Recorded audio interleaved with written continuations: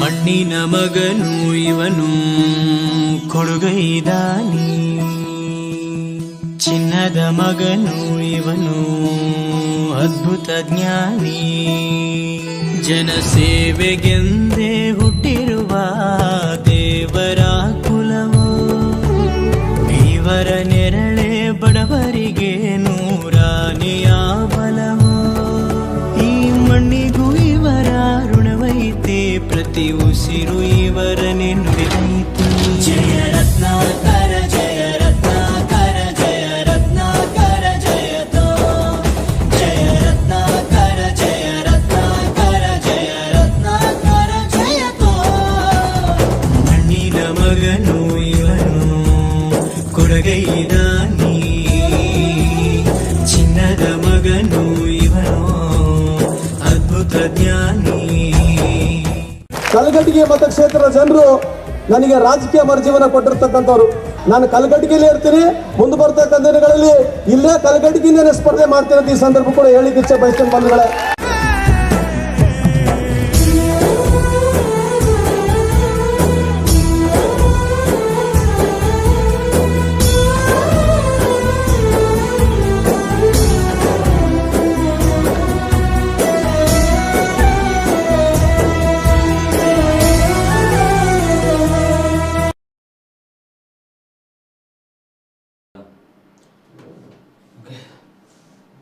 Good morning. ಈಗ ನಿನ್ನೆ ನಡೆದಿರ್ತಕ್ಕಂಥ ಎಮರ್ಜೆನ್ಸಿ ಪ್ರಾವಿಷನ್ಸ್ ಬಗ್ಗೆ ನಾವು ಕ್ಲಾಸಸ್ಗಳನ್ನು ತಿಳ್ಕೊಳ್ಬೇಕಾಗಿದೆ. ಈಗಾಗಲೇ ನಾವು ಈ ತುರ್ತು ಪರಿಸ್ಥಿತಿ ಕುರಿತು ನಿನ್ನೆ ಒಂದು ವಿಸ್ತೃತವಾಗಿರ್ತಕ್ಕಂಥ ಒಂದು ಮಾಹಿತಿಯನ್ನು ತಿಳಿದುಕೊಂಡ್ವಿ. ಅದರಲ್ಲಿ ಮುಖ್ಯವಾಗಿ ತುರ್ತು ಪರಿಸ್ಥಿತಿ ಅಂದರೆ ಏನು, ತುರ್ತು ಪರಿಸ್ಥಿತಿಯಿಂದ ಆಗ್ತಕ್ಕಂಥ ಪರಿಣಾಮಗಳೇನು, ಅದ್ರ ಬಗ್ಗೆ ನಾವು ಮಾಹಿತಿಯನ್ನು ತೆಗೆದುಕೊಂಡ್ವಿ. ಹಾಗಾದರೆ ಇವಾಗ ಏನಂತ ಹೇಳಿದ್ರೆ, ತುರ್ತು ಪರಿಸ್ಥಿತಿಗೆ ಸಂಬಂಧಪಟ್ಟಂತೆ, ಎಮರ್ಜೆನ್ಸಿಗೆ ಸಂಬಂಧಪಟ್ಟಂತೆ ನಾವೇನ್ ಮಾಡ್ಬೋದು ಅಂತ ಹೇಳಿದ್ರೆ, ನಮ್ಮಲ್ಲಿ ಒಂದು ಪ್ರೊಸೀಜರ್ ಇದೆ. ಯಾವ ತರ ಪ್ರೊಸೀಜರ್ ಅದ ಅಂತ ಹೇಳಿದ್ರೆ, ನಮ್ಮದು ಪಾರ್ಲಿಮೆಂಟರಿ ಫಾರ್ಮ್ ಆಫ್ ಗೌರ್ಮೆಂಟ್ ಹೊಂದಿದೆ, ಪಾರ್ಲಿಮೆಂಟರಿ ಡೆಮಾಕ್ರಸಿಯನ್ನು ಹೊಂದಿದೆ ನಮ್ದು. ಅಂದ್ರೆ ಸಂಸದೀಯ ಸರ್ಕಾರ ವ್ಯವಸ್ಥೆಯನ್ನು ಒಳಗೊಂಡಿರ್ತಕ್ಕಂಥ ಒಂದು ದೇಶ ನಮ್ದು. ಹೀಗಿದ್ದಾಗ ಇಲ್ಲಿ ತುರ್ತು ಪರಿಸ್ಥಿತಿಯನ್ನ ಘೋಷಣೆ ಮಾಡ್ಬೇಕಾಗಿತ್ತು ಅಂತ ಹೇಳಿದ್ರೆ ಏನೆಲ್ಲ ಒಂದು ಪ್ರೊಸೀಜರ್ಸ್ಗಳಿದಾವೆ ಅಂತ ಹೇಳಿದ್ರೆ, ಮುಖ್ಯವಾಗಿ ಏನಂತ ಹೇಳಿದ್ರೆ ಇಲ್ಲಿ ಒಂದು ನ್ಯಾಷನಲ್ ಎಮರ್ಜೆನ್ಸಿಯನ್ನ ಘೋಷಣೆ ಮಾಡ್ಬೇಕಾಗಿತ್ತು ಅಂತ ತಿಳ್ಕೊಳ್ರಿ.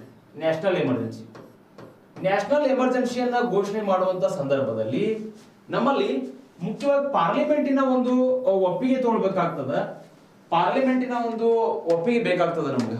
ಹಾಗಾದ್ರೆ ಇಲ್ಲಿ ಯಾವ ರೀತಿಯಾದ ಪ್ರೊಸೀಜರ್ ಅಂತ ಹೇಳಿದ್ರ, ಒಂದು ತಿಂಗಳೊಳಗಡೆ ಏನಂತ ಹೇಳಿದ್ರ, ಇಲ್ಲಿ ಲೋಕಸಭೆ ಮತ್ತು ರಾಜ್ಯಸಭೆ ಎರಡೂ ಸದನಗಳ ಒಂದು ಅನುಮೋದನೆ ಬೇಕಾಗ್ತದ. ಅದು ಈಗ ಒಂದ್ ವೇಳೆ ಎಮರ್ಜೆನ್ಸಿ ಏನಾದ್ರು ಜಾರಿಗೆ ಅದ ಅಂತ ತಿಳ್ಕೊಳ್ರಿ, ಒಂದು ತಿಂಗಳೊಳಗಡೆ ಏನಾಗಬೇಕು, ಲೋಕಸಭೆ ಅಥವಾ ರಾಜ್ಯಸಭೆ ಎರಡೂ ಸದನಗಳ ಅನುಮೋದನೆ ಆಗ್ಬೇಕು. ಆದ್ರೆ ಈ ಹಿಂದ್ಗಡೆ ಏನಾಗಿತ್ತು ಅಂತ ಹೇಳಿದ್ರೆ, ಅದು 2 months ಆಗಿತ್ತು.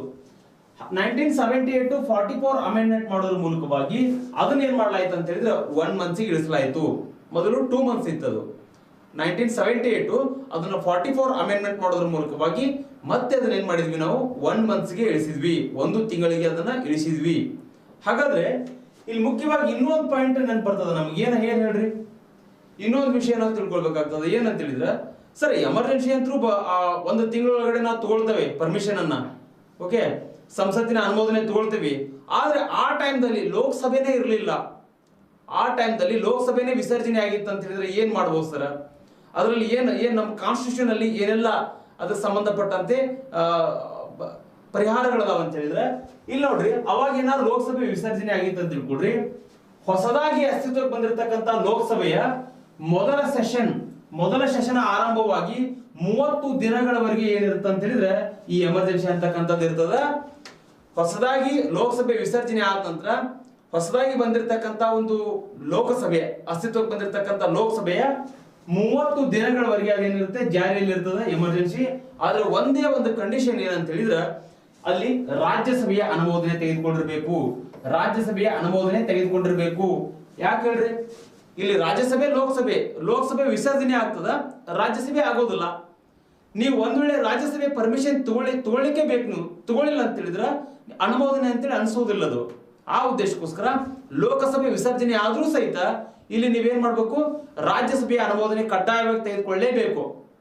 ಇದಕ್ಕೆ ಸಂಬಂಧಪಟ್ಟಂತೆ ಪ್ರಶ್ನೆಗಳನ್ನ ಯಾವ ತರ ಕೇಳಬಹುದು ಅಂತ ಹೇಳಿದ್ರೆ, ಈ ಕೆಳಗಿನವುಗಳಲ್ಲಿ ತುರ್ತು ಪರಿಸ್ಥಿತಿಯ ಅನುಮೋದನೆಗೆ ಸಂಬಂಧಪಟ್ಟಂತೆ ಯಾವುದು ಸರಿಯಾಗಿದೆ ಅಂತ ಕೇಳ್ತಾನೆ. ಕೇಳಿದಾಗ ಈ ಎಲ್ಲಾ ಅಂಶಗಳನ್ನು ಹಾಕ್ತಾನೆ.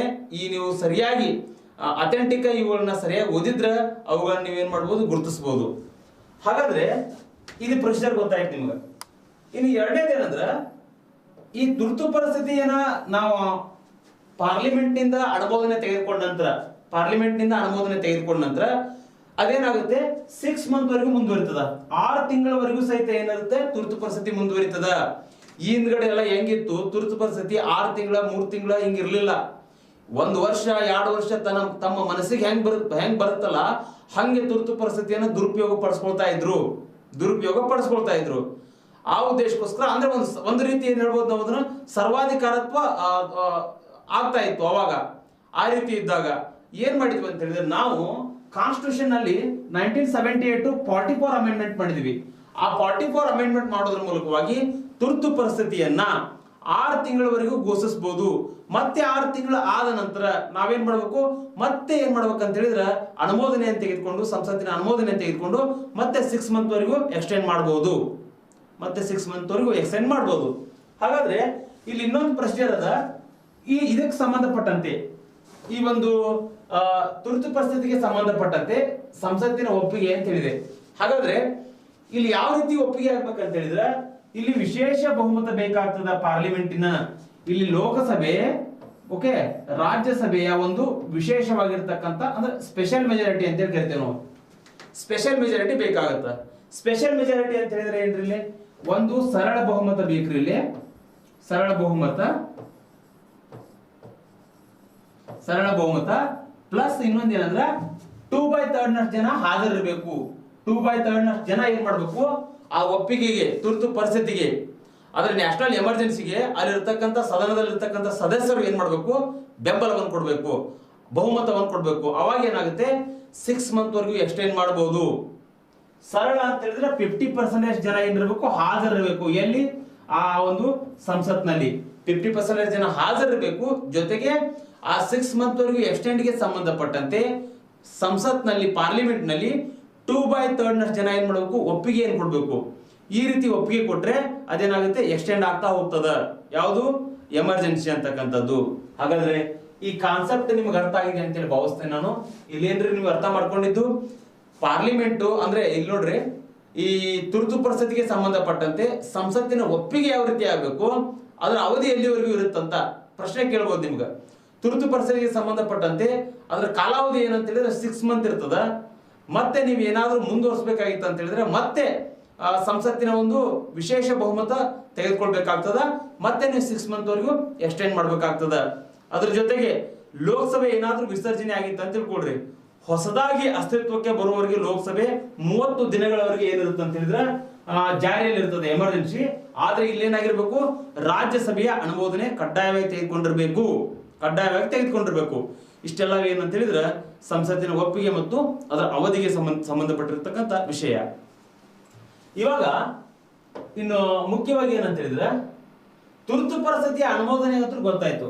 ಸರಿ ನೋಡ್ರಿ, ಎಮರ್ಜೆನ್ಸಿಯನ್ನ ಯಾವ ರೀತಿಯಾಗಿ ನಾವು ಪಾರ್ಲಿಮೆಂಟ್ ನಲ್ಲಿ ಒಪ್ಪಿಗೆ ಪಡಿಸ್ಕೊಳ್ಬೇಕು, ಎಮರ್ಜೆನ್ಸಿಯನ್ನ ಯಾವ ರೀತಿಯಾಗಿ ನಾವು ತೆಗೆದುಕೊಳ್ಬೇಕು ಅನ್ನೋದ್ರ ಬಗ್ಗೆ ನೀವು ತಿಳ್ಕೊಂಡ್ರಿ. ಆದ್ರೆ ಇಲ್ಲಿ ಇನ್ನೊಂದು ಅಂಶ ಏನಂತ ಹೇಳಿದ್ರೆ, ಎಮರ್ಜೆನ್ಸಿಯನ್ನ ಘೋಷಣೆ ಅಂತೂ ಮಾಡ್ತೇವೆ.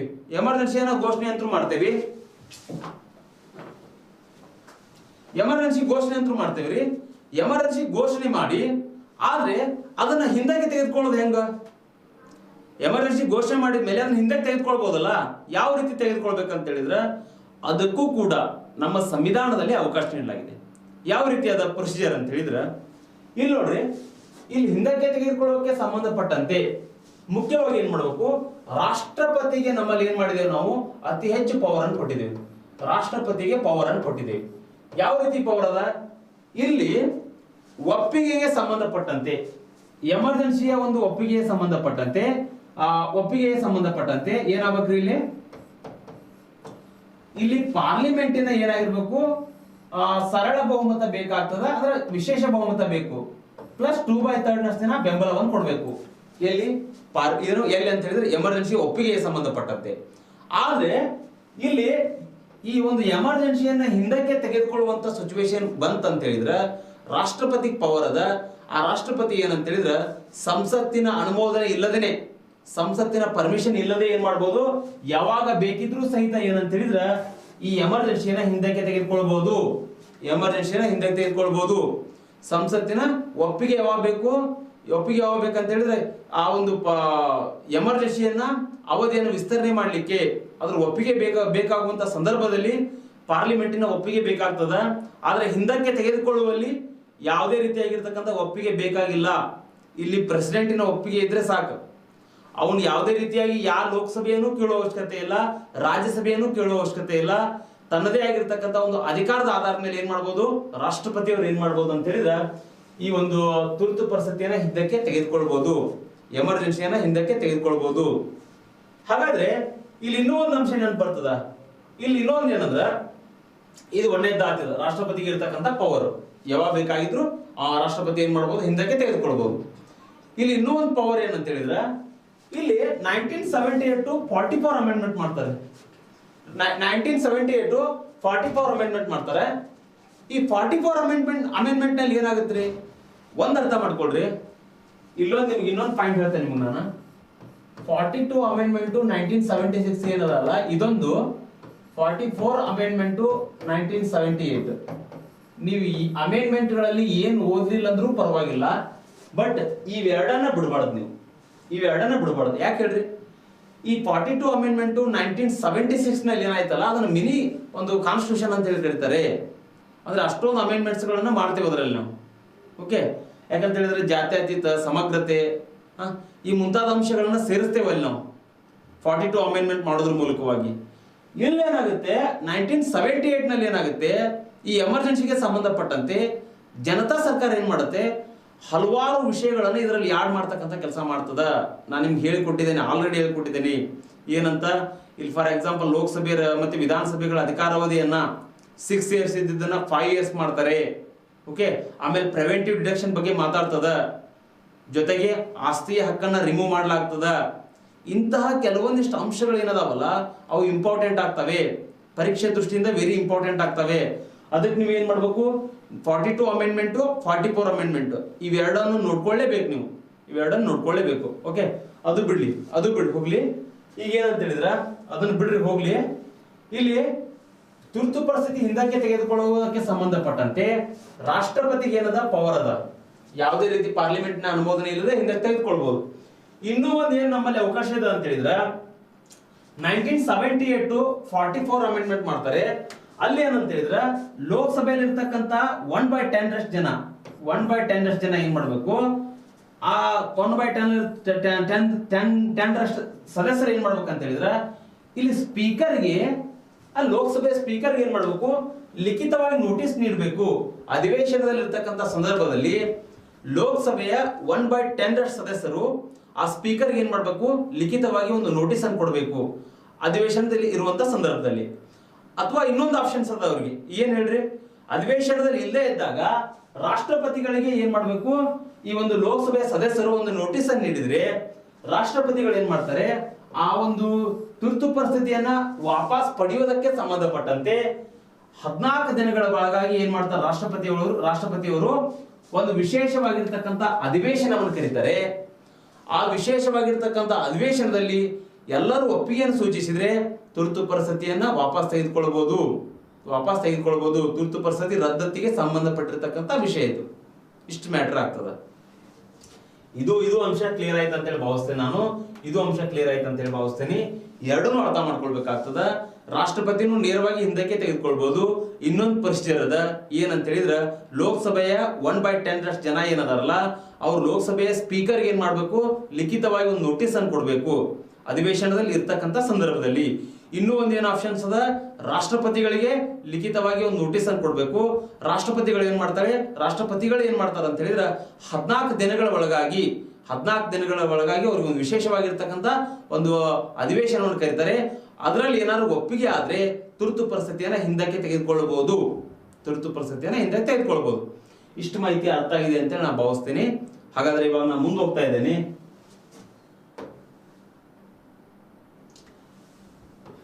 ಈ ರಾಷ್ಟ್ರೀಯ ತುರ್ತು ಪರಿಸ್ಥಿತಿಯಿಂದ ಆಗ್ತಕ್ಕಂಥ ಪರಿಣಾಮಗಳೇನ್ರಿ? ನ್ಯಾಷನಲ್ ಎಮರ್ಜೆನ್ಸಿ ಬಗ್ಗೆ ಹೇಳ್ಕೊಟ್ಟೆ ನಿಮಗೆ ನಾನು.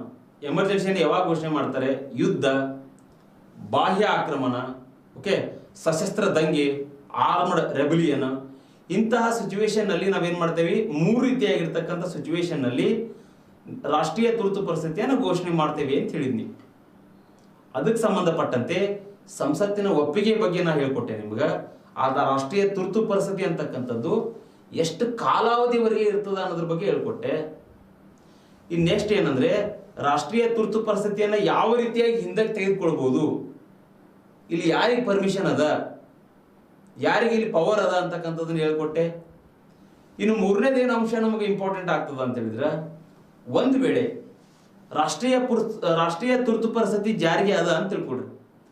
ಈ ರಾಷ್ಟ್ರೀಯ ತುರ್ತು ಪರಿಸ್ಥಿತಿ ಜಾರಿಯಲ್ಲಿದ್ದಾಗ ಕೇಂದ್ರ ಮತ್ತು ರಾಜ್ಯ ಸರ್ಕಾರಗಳ ನಡುವೆ ಏನೆಲ್ಲ ಬದಲಾವಣೆಗಳಾಗ್ತವೆ, ಏನೆಲ್ಲ ಚೇಂಜಸ್ ಆಗ್ತವೆ, ಕಾನ್ಸ್ಟಿಟ್ಯೂಷನ್ ಅಂತಕ್ಕಂಥದ್ದು ಯಾವ ರೀತಿಯಾಗಿ ಬದಲಾವಣೆ ಆಗ್ತದ, ನಮ್ಮ ಸರ್ಕಾರಗಳು ಯಾವ ರೀತಿಯಾಗಿ ಕಾನ್ಸ್ಟಿಟ್ಯೂಷನ್ ಅನ್ನ ದುರುಪಯೋಗ ಪಡ್ಕೊಳ್ತವೆ, ನಮ್ಮ ಸರ್ಕಾರದ ವ್ಯವಸ್ಥೆ ಯಾವ ರೀತಿಯಾಗಿ ಚೇಂಜ್ ಆಗ್ತದ, ಅದ್ರ ಬಗ್ಗೆ ನೀವು ಅರ್ಥ ಮಾಡ್ಕೊಳ್ಬೇಕಾಗ್ತದ, ಅದ್ರ ಬಗ್ಗೆ ನೀವು ತಿಳ್ಕೊಳ್ಬೇಕಾಗ್ತದ.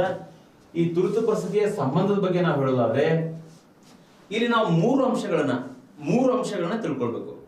ಒಂದನೇದೇನಂದ್ರ, ಕೇಂದ್ರ ಮತ್ತು ರಾಜ್ಯಗಳ ನಡುವೆ ಆಗ್ತಕ್ಕಂಥ ಸಂಬಂಧಗಳು, ಕೇಂದ್ರ ಮತ್ತು ರಾಜ್ಯಗಳ ನಡುವೆ ಆಗ್ತಕ್ಕಂಥ ಸಂಬಂಧಗಳ ಮೇಲೆ ಈ ತುರ್ತು ಪರಿಸ್ಥಿತಿ ಏನಾದ್ರೂ ಬಂತಂತ ಹೇಳಿದ್ರೆ ಏನೆಲ್ಲ ಪರಿಣಾಮಗಳು ಬೀರ್ಬೋದು ಒಂದು. ಇನ್ನು ಲೋಕಸಭೆ ಮತ್ತು ವಿಧಾನಸಭೆಗಳ ಒಂದು ಅಧಿಕಾರಾವಧಿ ಮೇಲೂ ಸಹಿತ, ಲೋಕಸಭೆ ಮತ್ತು ವಿಧಾನಸಭೆಗಳ ಅಧಿಕಾರಾವಧಿ ಮೇಲೂ ಸಹಿತ ಯಾವ ರೀತಿಯಾಗಿ ಪರಿಣಾಮ ಬೀರ್ಬೋದು ಅದ್ರ ಬಗ್ಗೆನೂ ತಿಳ್ಕೊಳ್ಳೋಣ. ಇನ್ನು ಫಂಡಮೆಂಟಲ್ ರೈಟ್ಸ್, ಕಾನ್ಸ್ಟಿಟ್ಯೂಷನ್ ಹೃದಯ ಮತ್ತು ಆತ್ಮ ಅಂತ ಕರಿತೀವಿ. ಈ ಒಂದು ತುರ್ತು ಪರಿಸ್ಥಿತಿ ಜಾರಿಗೆ ಇದ್ದಾಗ ಏನಂತ ಹೇಳಿದ್ರೆ, ಈ ಫಂಡಮೆಂಟಲ್ ರೈಟ್ಸ್ ನಲ್ಲಿ ಆಗ್ತಕ್ಕಂಥ ಬದಲಾವಣೆಗಳೇನು ಅದ್ರ ಬಗ್ಗೆನೂ ಕೂಡ ಅರ್ಥ ಮಾಡ್ಕೊಳ್ಳೋಣ. ಹಾಗಾದ್ರೆ ಇಲ್ಲಿ ಒಂದೊಂದಾಗಿ ನಾವೇನ್ ಮಾಡೋಣ, ತಿಳ್ಕೊಳ್ತಾ ಹೋಗೋಣ. ಇಲ್ಲಿ ನೋಡಿ,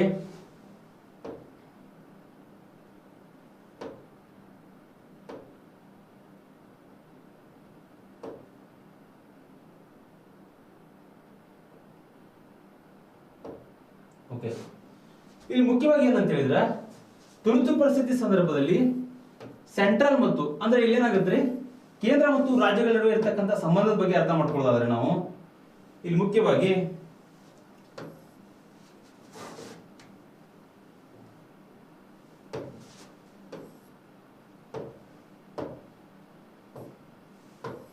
ಇಲ್ಲಿ ಕೇಂದ್ರ ಮತ್ತು ರಾಜ್ಯಗಳ ನಡುವೆ ಇರತಕ್ಕಂಥ ಸಂಬಂಧದ ಬಗ್ಗೆ ಅರ್ಥ ಮಾಡ್ಕೊಳ್ಳೋದಾದ್ರೆ,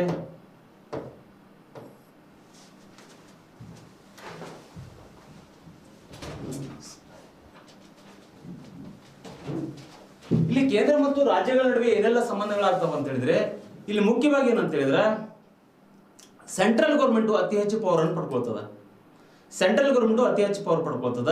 ಸ್ಟೇಟ್ ಗೌರ್ಮೆಂಟ್ ತನ್ನ ಪವರ್ ಅನ್ನ ಕಡಿಮೆ ಆಗ್ತಾ ಹೋಗ್ತದ, ರಾಜ್ಯ ಸರ್ಕಾರದ ಪವರ್ ಕಡಿಮೆ ಆಗ್ತಾ ಹೋಗ್ತದ. ಹಾಗಾದ್ರೆ ನಮ್ದಿಲ್ಲಿ ಏನಾಗುತ್ತೆ ಅಂತ ಹೇಳಿದ್ರೆ, ಒಂದ್ ಅಂಶ ಅರ್ಥ ಮಾಡ್ಕೊಳ್ರಿ, ಯೂನಿಟರಿ ಫೀಚರ್ಸ್ ಅನ್ನ ಹೊಂದದ. ಅಂದ್ರೆ ಏನ್ರಿ ಇದ್ರ ಅರ್ಥ, ಏಕಾತ್ಮಕತೆಯನ್ನು ಹೊಂದದ. ಆಕ್ಚುಲಿ ಸಂಯುಕ್ತ ವ್ಯವಸ್ಥೆ ಆಧಾರದ ಮೇಲೆ ನಾವೇನ್ ಮಾಡಿದೀವಿ, ಕೇಂದ್ರ ಮತ್ತು ರಾಜ್ಯ ಸರ್ಕಾರಗಳ ನಡುವೆ ಏನ್ ಮಾಡಿದೀವಿ ಅಂತ ಹೇಳಿದ್ರೆ ಅಧಿಕಾರವನ್ನು ಹಂಚಿಕೆ ಮಾಡಿದ್ದೇವೆ. ಆದ್ರೆ ಇಲ್ಲಿ ಏನಾಗುತ್ತೆ ಅಂತ ಹೇಳಿದ್ರೆ, ತುರ್ತು ಪರಿಸ್ಥಿತಿ ಜಾರಿಯಲ್ಲಿದ್ದಾಗ ಇಲ್ಲಿ ಸೆಂಟ್ರಲ್ ಗೌರ್ಮೆಂಟ್ ಮತ್ತೆ ಸ್ಟೇಟ್ ಗೌರ್ಮೆಂಟ್ ಅಂತಕ್ಕಂಥದ್ದು ಏನದ ಅಲ್ರಿ, ಇಲ್ಲಿ ಮೋರ್ ಪವರ್ ಯಾರಿಗೆ ಬರುತ್ತೆ ಅಂತ ಹೇಳಿದ್ರೆ, ಮೋರ್ ಪವರ್ ಸೆಂಟ್ರಲ್ ಗೌರ್ಮೆಂಟ್ ಬರ್ತದ. ಯಾಕೆ ಬರುತ್ತೆ ಅಂತ ಹೇಳಿದ್ರೆ ಹೇಳ್ಕೊಡ್ತೇನೆ ನಿಮ್ಗೆ ನಾ, ಯಾವ ಸಂದರ್ಭದಲ್ಲಿ ಬರುತ್ತೆ ಅಂತೇಳಿ. ಇನ್ನು ಸ್ಟೇಟ್ ಗೌರ್ಮೆಂಟ್ ಸಂಬಂಧಪಟ್ಟಂತೆ ಪವರ್ಲೆಸ್ ಆಗ್ತದ. ಸ್ಟೇಟ್ ಗೌರ್ಮೆಂಟ್ ತನ್ನ ಅಸ್ತಿತ್ವವನ್ನ ಕಳೆದುಕೊಂಡಂಗೆ ಎಲ್ಲಾ ಅಧಿಕಾರಗಳು ಕೇಂದ್ರ ಸರ್ಕಾರದ ಬಳಿ ಬಂದ್ರೆ, ಕೇಂದ್ರ ಸರ್ಕಾರ ಏನ್ ಹೇಳುತ್ತಲ್ಲ ಅದನ್ನ ರಾಜ್ಯ ಸರ್ಕಾರ ಕೇಳಬೇಕಾಗ್ತದ. ಓಕೆ, ಆ ರೀತಿ ಸಿಚುವೇಶನ್ ಕ್ರಿಯೇಟ್ ಆಗ್ತದ ಎಮರ್ಜೆನ್ಸಿ ಬಂದಾಗ. ಹಾಗಾದ್ರೆ ಇದಕ್ಕೆ ಸಂಬಂಧಪಟ್ಟಂತೆ ಏನೆಲ್ಲ ಬದಲಾವಣೆಗಳಾಗ್ತಾವ ಅಂತ ಹೇಳಿದ್ರೆ ಅದ್ರ ಬಗ್ಗೆ ಮಾತಾಡ್ತೇನೆ ನಾನು. ಇಲ್ಲಿ ಕಾರ್ಯಾಂಗದ ಮೇಲೆ ಏನೆಲ್ಲ ಬದಲಾವಣೆ ಆಗ್ತದ ಅಂತ ಹೇಳಿದ್ರೆ, ಇಲ್ಲಿ ಮುಖ್ಯವಾಗಿ ಏನಂತ ಹೇಳಿದ್ರೆ, ಎಕ್ಸಿಕ್ಯೂಟಿವ್ ಅಂತ ಹೇಳಿದ್ರೆ ಏನ್ ಹೇಳ್ಕೊಟ್ಟೆನಪ್ಪ ನಿಮಗೆ ನಾನು, ಮತ್ ಕನ್ಫ್ಯೂಸ್ ಆಗಬೇಡ್ರಿ. ಕಾರ್ಯಾಂಗ ಅಂತ ಹೇಳಿದ್ರೆ ಇಲ್ಲಿ ಮುಖ್ಯವಾಗಿ ಇಲ್ಲಿ ಪ್ರೆಸಿಡೆಂಟು ಬರ್ತಾರೆ, ಗವರ್ನರು ಬರ್ತಾರೆ, ಓಕೆ, ಲೋಕಸಭೆ ಬರುತ್ತೆ, ರಾಜ್ಯಸಭೆ ಬರುತ್ತೆ. ಜೊತೆಗೆ ಇನ್ನೂ ಒಂದು ಏನಂತ ಹೇಳಿದ್ರೆ ಇಲ್ಲಿ ಬ್ಯೂರೋಕ್ರೆಟಿಕ್ಸ್ ಬರ್ತಾರೆ. ಅವರೆಲ್ಲರೂ ಸಹಿತ ಎಲ್ಲಿ ಬರ್ತಾರೆ? ಎಕ್ಸಿಕ್ಯೂಟಿವ್ ನಲ್ಲಿ ಬರ್ತಾರೆ. ಅರ್ಥ ಆಯ್ತಾ ನಿಮಗೆ? ಹಾಗಾದ್ರೆ ಈ ಎಕ್ಸಿಕ್ಯೂಟಿವ್ ಇದ್ದಾಗ ಕಾರ್ಯಾಂಗದ ಮೇಲೆ ಏನೆಲ್ಲ ಬದಲಾವಣೆ ಆಗ್ತದ ಸೆಂಟ್ರಲ್ ಮತ್ತು ಸ್ಟೇಟ್ ನಡುವೆ? ಆ ಎಮರ್ಜೆನ್ಸಿ ಇರುವಂತಹ ಸಂದರ್ಭದಲ್ಲಿ ಕಾರ್ಯಾಂಗದ ಮೇಲೆ ಏನೆಲ್ಲ ಬದಲಾವಣೆ ಆಗ್ತದ ಅಂತ ಹೇಳಿದ್ರೆ ಇಲ್ಲಿ ಮುಖ್ಯವಾಗಿ ಒಂದು ಅರ್ಥ ಮಾಡ್ಕೊಡ್ರಿ. ಇಲ್ಲಿ ಕಾರ್ಯಾಂಗದ ಮೇಲೆ ಏನೆಲ್ಲ ಬದಲಾವಣೆ ಆಗುತ್ತೆ ಅಂತ ಹೇಳಿದ್ರೆ ಇಲ್ಲಿ ಸೆಂಟ್ರಲ್ ಗೌರ್ಮೆಂಟ್ ಏನ್ ಮಾಡ್ಬೋದು, ಯಾವುದೇ ಒಂದು ವಿಷಯಕ್ಕೆ ಸಂಬಂಧಪಟ್ಟಂತೆ ಸ್ಟೇಟ್ ಗೌರ್ಮೆಂಟ್ಗೆ ಡೈರೆಕ್ಷನ್ಸ್ ಗಳನ್ನ ಕೊಡಬಹುದು. ಎಮರ್ಜೆನ್ಸಿ ಇದ್ದಾಗ ಸೆಂಟ್ರಲ್ ಗೌರ್ಮೆಂಟ್ ಏನ್ ಮಾಡುತ್ತೆ ಅಂತ ಹೇಳಿದ್ರೆ ತುರ್ತು ಪರಿಸ್ಥಿತಿ ಇರ್ತಕ್ಕಂಥ ಸಂದರ್ಭದಲ್ಲಿ ಕಾರ್ಯಾಂಗದಲ್ಲಿ ಏನೆಲ್ಲ ಬದಲಾವಣೆ ಆಗ್ತದ ಅಂತ ಹೇಳಿದ್ರೆ ಸೆಂಟ್ರಲ್ ಗೌರ್ಮೆಂಟ್ ಯಾವುದೇ ಆಗಿರ್ಬೋದು ವಿಷಯಗಳು, ಯಾವುದೇ ವಿಷಯಗಳಾಗಿರ್ಬೋದು, ಆ ವಿಷಯಗಳಿಗೆ ಸಂಬಂಧಪಟ್ಟಂತೆ ಕೇಂದ್ರ ಸರ್ಕಾರ ರಾಜ್ಯ ಸರ್ಕಾರಗಳಿಗೆ ಹೇಳ್ತದ, ನೀವು ಈ ರೀತಿ ಮಾಡ್ರಿ, ನಿಮ್ಮದೇ ಆಗಿರ್ತಕ್ಕಂಥ ಪವರ್ ಅನ್ನು ಯೂಸ್ ಮಾಡಬೇಡ್ರಿ, ನಾನೇನು ಹೇಳ್ತಾನಲ್ಲ ಅದನ್ನ ನೀವು ಕೇಳಬೇಕು. ಹೌದಾ? ನೀವು ಆಡಳಿತ ಮಾಡ್ತಕ್ಕಂಥ ವ್ಯವಸ್ಥೆ ಬದಲಾವಣೆ ಆಗಬೇಕು ಅಂತೇಳಿ ಕೇಂದ್ರ ಸರ್ಕಾರ ಹೇಳಿದ್ರೆ ನೀವು ಬದಲಾವಣೆ ಮಾಡ್ಕೊಳ್ಬೇಕು. ಏನೋ ಕೆಲವು ಸುಧಾರಣೆಗಳಿಗೆ ಸಂಬಂಧಪಟ್ಟಂತೆ ಕೇಂದ್ರ ಸರ್ಕಾರ ಏನ್ ಹೇಳುತ್ತಲ್ಲ ಅದನ್ನ ರಾಜ್ಯ ಸರ್ಕಾರ ಕೇಳಬೇಕು. ಅಂದ್ರೆ ಇದ್ರ ಅರ್ಥ ಏನಂತ ಹೇಳಿದ್ರೆ ಕೇಂದ್ರ ಸರ್ಕಾರದ ಅಣತಿಯಂತೆ ರಾಜ್ಯ ಸರ್ಕಾರಗಳು ಫಾಲೋ ಮಾಡಬೇಕು. ಯಾವುದೇ ರೀತಿ ಡೈರೆಕ್ಷನ್ಸ್ ಗಳನ್ನ ಕೊಟ್ಟರು ಸಹಿತ, ಕೇಂದ್ರ ಯಾವುದೇ ರೀತಿ ಡೈರೆಕ್ಷನ್ಸ್ ಗಳನ್ನ ಕೊಟ್ಟರು ಸಹಿತ ರಾಜ್ಯ ಸರ್ಕಾರಗಳು ಆ ಡೈರೆಕ್ಷನ್ಸ್ ಗಳನ್ನ ಫಾಲೋ ಮಾಡಲೇಬೇಕು. ಇಲ್ಲ ರೀ ನನಗೆ ಫಾಲೋ ಮಾಡಕ್ ಆಗೋದಿಲ್ಲ, ನೀವು ಹೇಳಿದಂಗೆ ನನ್ಗೆ ಕೇಳಕ್ ಆಗುದಿಲ್ಲ ಅಂತ ಹೇಳಿದ್ರೆ ಅದಕ್ಕೂ ಕೂಡ ನಮ್ಮ ಸಂವಿಧಾನದಲ್ಲಿ ಅವಕಾಶ ಅದ. ಕೇಂದ್ರ ಸರ್ಕಾರ ಲಾಸ್ಟ್ಗೆ ತೆಲಿಕೆಟ್ ಏನ್ ಮಾಡ್ತದ ಅಂತ ಹೇಳಿದ್ರೆ ಆರ್ಟಿಕಲ್ 356 ಯೂಸ್ ಮಾಡ್ಬಿಡ್ತದ. ನಾ ಹೇಳಿದಂಗೆ ನೀ ಕೇಳಿಲ್ಲ ಅಂತ ಹೇಳಿದ್ರೆ ನನಗೂ ಒಂದು ಅಸ್ತ್ರ ಅದ, ನನ್ನ ಕಡೆನೂ ಒಂದು ಪವರ್ ಅದ ಅಂತೇಳಿ ಆರ್ಟಿಕಲ್ 356 ಹೇರಿ ರಾಷ್ಟ್ರಪತಿಗಳ ಆಡಳಿತ ಹೇರ್ತಕ್ಕಂಥ ಪವರು ಸಹಿತ ಯಾರಿಗದ ಅಂತ ಹೇಳಿದ್ರೆ ಕೇಂದ್ರ ಸರ್ಕಾರಕ್ಕದ. ಈ ರೀತಿ ಹಲವಾರು ರೀತಿಯಾಗಿರ್ತಕ್ಕಂಥ ಮಿಸ್ಯೂಸ್ಗಳನ್ನ ನಮ್ಮ ಒಂದು ಇತಿಹಾಸದಲ್ಲಿ ನಾವು ಕಾಣ್ತೇವೆ. ಹಾಗಾದ್ರೆ ಈ ಅಂಶ ಕೂಡ ನಿಮ್ಗೆ ಅರ್ಥ ಆಗಿದೆ ಅಂತ ಹೇಳಿ ಭಾವಿಸ್ತೇನೆ ನಾನು. ಕಾರ್ಯಾಂಗದ ಪರಿಣಾಮ ಯಾವ ರೀತಿ ಆಗ್ತದ ಅನ್ನೋದ್ರ ಬಗ್ಗೆ ಕೂಡ ನಿಮ್ಗೆ ಅರ್ಥ ಆಗಿದೆ ಅಂತೇಳಿ ನಾನು ತಿಳ್ಕೊಳ್ತೇನೆ. ಹಾಗಾದ್ರೆ ಇನ್ನು ಎರಡನೇದೇನಂದ್ರ ಶಾಸಕಾಂಗದ ಮೇಲೆ ಪರಿಣಾಮ. ಎಕ್ಸಿಕ್ಯೂಟಿವ್ ಅಂದ್ರೆ ಏನಪ್ಪಾ ನಿಮ್ಗೆ ಅರ್ಥ ಈಗ ಜಸ್ಟ್ ಹೇಳ್ಕೊಟ್ಟೆ ನಾನು. ಓಕೆ, ಹಾಗಾದ್ರೆ ಇಲ್ಲಿ ಲೆಜಿಸ್ಲೇಚರ್ ಅಂದ್ರೆ ಏನಪ್ಪಾ ಇಲ್ಲ ಅಂತ ಹೇಳಿದ್ರೆ ಶಾಸನಗಳನ್ನ ಓಕೆ ರೂಪಿಸ್ತಕ್ಕಂಥ ಕೆಲಸ ಯಾರ್ದು? ಶಾಸಕಾಂಗದ್ದು. ಶಾಸಕಾಂಗಗಳನ್ನ ರೂಪಿಸಿ ಅವುಗಳನ್ನ ಕಾರ್ಯರೂಪಕ್ಕೆ ತರ್ತಕ್ಕಂಥ ಕೆಲಸ ಕಾರ್ಯಾಂಗದ್ದು. ಆ ಶಾಸನಗಳಲ್ಲಿ ಏನಾದ್ರೂ ತಪ್ಪುಗಳದಾವ ಅವುಗಳನ್ನ ಸರಿಪಡಿಸಿ ನ್ಯಾಯಾಂಗ ವಿಮರ್ಶೆಗೆ ಒಳಪಡಿಸ್ತಕ್ಕಂಥ ಕೆಲಸ ಯಾರ್ದು? ನ್ಯಾಯಾಂಗದ್ದು. ಇಷ್ಟು ಮೂರು ಅಂಶಗಳನ್ನು ನೀವು ತಿಳ್ಕೊಳ್ಳೇಬೇಕು. ಸಂವಿಧಾನ ಓದ್ತಾ ಇದ್ದಾರೆ ಅಂತ ಹೇಳಿದ್ರೆ ಶಾಸಕಾಂಗ, ಕಾರ್ಯಾಂಗ, ನ್ಯಾಯಾಂಗ ಮೂರು ಅಂಶಗಳ ಬಗ್ಗೆ ಬೇಸಿಕ್ ನಾಲೆಜ್ ನಿಮಗಿರಬೇಕು. ಇದ್ರೆ ಏನಾಗುತ್ತೆ, ಹೇಳ್ತಕ್ಕಂಥ ವಿಷಯ ಅರ್ಥ ಆಗ್ತದ ನಿಮ್ಗ. ಇಲ್ಲ ಅಂತ ಹೇಳಿದ್ರೆ ಅರ್ಥ ಆಗೋ ಸ್ವಲ್ಪ ಕಷ್ಟ ಆಗ್ತದ. ಹಾಗಾದ್ರೆ ಇವಾಗ ಶಾಸಕಾಂಗದ ಮೇಲೆ ಏನೆಲ್ಲ ಪರಿಣಾಮ ಬೀರುತ್ತೆ ಅಂತ ಹೇಳಿದ್ರೆ ಒಂದ್ ಅರ್ಥ ಮಾಡ್ಕೊಡ್ರಿ. ನಿಮ್ಗೆ ಪದೇ ಪದೇ ಹೇಳ್ತಾ ಇದ್ದೇನೆ ನಾನು, ಏನಂತ ಹೇಳಿದ್ರೆ ಸೆಂಟ್ರಲ್ ಗೌರ್ಮೆಂಟೇ ಪವರ್, ಇಲ್ಲಿ ಸೆಂಟ್ರಲ್ ಗೌರ್ಮೆಂಟೇ ಪವರ್ ಆಗ್ತದ, ಸೆಂಟ್ರಲ್ ಗೌರ್ಮೆಂಟೇ ಪವರ್ಫುಲ್ ಇಲ್ಲಿ. ಹಾಗಾದ್ರೆ ಇಲ್ಲಿ ಶಾಸಕಾಂಗದ ಮೇಲೆ ಏನ್ ಪವರ್ ಏನ್ ಸೆಂಟ್ರಲ್ ಗೌರ್ಮೆಂಟ್ ಏನ್ ಪವರ್ ಹೊಂದಿದೆ ಅಂತ ಹೇಳಿದ್ರೆ ಈ ಸ್ಟೇಟ್ ಲಿಸ್ಟ್ ನಲ್ಲಿ ಇರ್ತಕ್ಕಂತಹ ಯಾವುದೇ ವಿಷಯಕ್ಕೆ ಸಂಬಂಧಪಟ್ಟಂತೆ ಕಾನೂನನ್ನ ರಚಿಸ್ತಕ್ಕಂತ ಅಧಿಕಾರ ಯಾರಿಗೆ ಸಿಗುತ್ತೆ ಅಂತ ಹೇಳಿದ್ರೆ ಸಂಸತ್ತಿಗೆ ಸಿಗ್ತದ. ಈ ಒಂದು ಸ್ಟೇಟ್ ಲಿಸ್ಟ್ ಇಲ್ಲಿ ಏನದಪ್ಪ, ರಾಜ್ಯ ಪಟ್ಟಿ. ನಮ್ಮಲ್ಲಿ ಏನ್ ಮಾಡಿದೇವಿ ನಾವು? ಸೆಂಟ್ರಲ್ ಲಿಸ್ಟ್ ಮಾಡಿದೇವಿ, ಸ್ಟೇಟ್ ಲಿಸ್ಟ್ ಮಾಡ್ಕೊಂಡಿದ್ದೀವಿ, ಕನ್ಕರೆಂಟ್ ಲಿಸ್ಟ್ ಅನ್ನ ಮಾಡ್ಕೊಂಡಿದ್ದೇವೆ ನಾವು. ಹೌದಾ? ಕೇಂದ್ರ ಪಟ್ಟಿ, ರಾಜ್ಯ ಪಟ್ಟಿ, ಸಮವರ್ತಿ ಪಟ್ಟಿಗಳನ್ನ ಮಾಡ್ಕೊಂಡಿದ್ದೇವ. ನಾನು ನಿಮ್ಗೆ ಇದ್ರ ಬಗ್ಗೆ ಹೇಳ್ಕೊಟ್ಟಿದ್ದೀನಿ. ಹಾಗಾದ್ರೆ ಈ ಸೆಂಟ್ರಲ್ ಲಿಸ್ಟ್ ನಲ್ಲಿ ಎಷ್ಟದಾವ? 100 ವಿಷಯಗಳದಾವ. ಸ್ಟೇಟ್ ಲಿಸ್ಟ್ ನಲ್ಲಿ 61 ವಿಷಯಗಳದಾವ. ಈ ಒಂದು ಎಮರ್ಜೆನ್ಸಿ ಇದ್ದಂತ ಸಂದರ್ಭದಲ್ಲಿ ಇಲ್ಲಿ ಏನಾಗುತ್ತೆ, ಸೆಂಟ್ರಲ್ ಗೌರ್ಮೆಂಟ್ ಡಾಮಿನೆಂಟ್ ಆಗ್ತದ. ರಾಜ್ಯ ಪಟ್ಟಿಯಲ್ಲಿರ್ತಕ್ಕಂತಹ ಈ 61 ವಿಷಯಗಳದಾವಲ್ಲ, ಇದ್ರ ಮೇಲ್ಗಡೆ ಪವರು, ಇದ್ರ ಮೇಲೆ ಇವುಗಳನ್ನು ರೂಪಿಸ್ತಕ್ಕಂಥ ಪವರು ಪಾರ್ಲಿಮೆಂಟ್ ಪಡ್ಕೊಳ್ತದ, ಸಂಸತ್ತು ಪಡ್ಕೊಳ್ತದ. ಹಾಗಾದ್ರೆ ರಾಜ್ಯ ಒಂದು ಸರ್ಕಾರ ಅಂತಕ್ಕಂಥದ್ದು ಏನಾಗುತ್ತೆ, ತನ್ನ ಒಂದು ಕಾರ್ಯನಿರ್ವಹಿಸ್ತಕ್ಕಂತಹ ಸಾಮರ್ಥ್ಯವನ್ನ ಕಳ್ಕೊಳ್ತವೆ ಎಮರ್ಜೆನ್ಸಿ ಟೈಮ್ ನಲ್ಲಿ. ಹಾಗಾದ್ರೆ ಏನೆಲ್ಲ ಬರ್ತಾವ್ರಿ? ಭೂಕಂದಾಯ ಆಗಿರ್ಬೋದು, ಕೃಷಿ ಆಗಿರ್ಬೋದು, ಆಮೇಲೆ ವಿದ್ಯುತ್ ಶಕ್ತಿ ಆಗಿರ್ಬೋದು, ತೆರಿಗೆಗಳಿಗೆ ಸಂಬಂಧಪಟ್ಟಂತೆ ಕೇಂದ್ರ ಸರ್ಕಾರ ಏನ್ ಹೇಳುತ್ತಲ್ಲ, ಏನೆಲ್ಲ ಅಧಿಕಾರಗಳನ್ನು ಮಾಡ್ತದಲ್ಲ, ಆ ಅಧಿಕಾರಗಳನ್ನ ರಾಜ್ಯ ಸರ್ಕಾರಗಳು ಪಾಲಿಸಬೇಕಾಗ್ತದ. ಇದನ್ನೇ ನಾವೇನಂತೇವಿ? ಶಾಸಕಾಂಗದ ಮೇಲೆ ಆಗ್ತಕ್ಕಂಥ ಪರಿಣಾಮಗಳಂತೇಳಿ ಕರಿತೀವಿ. ಹಾಗಾದ್ರೆ ಇಲ್ಲಿ ಇನ್ನೊಂದು ಅರ್ಥ ಮಾಡ್ಕೊಡ್ರಿ, ರಾಜ್ಯ ಪಟ್ಟಿಯಲ್ಲಿರ್ತಕ್ಕಂತಹ ವಿಷಯಗಳ ಮೇಲೆ ಸಂಸತ್ತು ಏನ್ ಮಾಡ್ಬೋದು, ಕಾಯ್ದೆ ಕಾನೂನುಗಳನ್ನ ರೂಪಿಸಬಹುದು. ಹಾಗಾದ್ರೆ ಈ ಸಂಸತ್ತು ರೂಪಿಸಿರ್ತಕ್ಕಂತಹ, ಪಾರ್ಲಿಮೆಂಟ್ ರೂಪಿಸಿರ್ತಕ್ಕಂತಹ ಕಾಯ್ದೆ ಕಾನೂನುಗಳು ಎಲ್ಲಿವರೆಗಿರ್ತಾವ ಅಂತ ಹೇಳಿದ್ರೆ ಇಲ್ಲಿ 6 ಮಂತ್ ವರೆಗೂ ಅಷ್ಟೇ ಇರ್ತಾವೆ. ಇವು ಸಂಸತ್ತು ರೂಪಿಸಿರ್ತಕ್ಕಂಥ ಕಾಯ್ದೆ ಕಾನೂನುಗಳು 6 ತಿಂಗಳವರೆಗೂ ಮಾತ್ರ ಇರ್ತವೆ. 6 ತಿಂಗಳಾದ ನಂತರ ಅವು ರದ್ದಾಗ್ತವೆ. 6 ತಿಂಗಳಾದ ನಂತರ ಅವು ರದ್ದಾಗ್ತವೆ. ಹಾಗಾದ್ರೆ ಮತ್ತೆ ಕೂಡ ಏನಾಗಬೇಕಲ್ಲಿ, ಮತ್ತೆ ಕೂಡ ಸಂಸತ್ತಿನ ಒಂದು ಪರ್ಮಿಷನ್ ಬೇಕಾಗ್ತದ. ಆ ಉದ್ದೇಶಕ್ಕೆ ಈ ತುರ್ತು ಪರಿಸ್ಥಿತಿ ಅಂತಕ್ಕಂಥದ್ದು ಏನಾಗುತ್ತೆ, ಶಾಸಕಾಂಗದ ಮೇಲೆ ಸ್ಟೇಟ್ ಗೌರ್ಮೆಂಟ್ ಅನ್ನ ತನ್ನ ಒಂದು ಹತೋಟಿಗೆ ತೆಗೆದುಕೊಳ್ತದ. ಹಾಗಾದ್ರೆ ಇಲ್ಲಿ ಈ ಅಂಶ ಇಂಪಾರ್ಟೆಂಟ್ ಆಗ್ತದ, ಸ್ಟೇಟ್ ಲಿಸ್ಟ್ ಅಂತಕ್ಕಂಥದ್ದು ಇಂಪಾರ್ಟೆಂಟ್ ಆಗ್ತದ. ಹಾಗಾದ್ರೆ ಇಲ್ಲಿ ಮುಖ್ಯವಾಗಿ ಶಾಸಕಾಂಗದ ಮೇಲೆ ಯಾವ ರೀತಿಯಾಗಿರ್ತಕ್ಕಂತಹ ಪರಿಣಾಮ ಬೀರ್ತದ ಅನ್ನೋದ್ರ ಬಗ್ಗೆ ನೀವು ಅರ್ಥ ಮಾಡ್ಕೊಂಡ್ರಿ, ಅರ್ಥ ಆಗಿದೆ ಅಂತೇಳಿ ನಾನು ಭಾವಿಸ್ತೇನೆ. ಇವಾಗ ನೆಕ್ಸ್ಟ್ ಬರ್ತಕ್ಕಂಥದ್ದು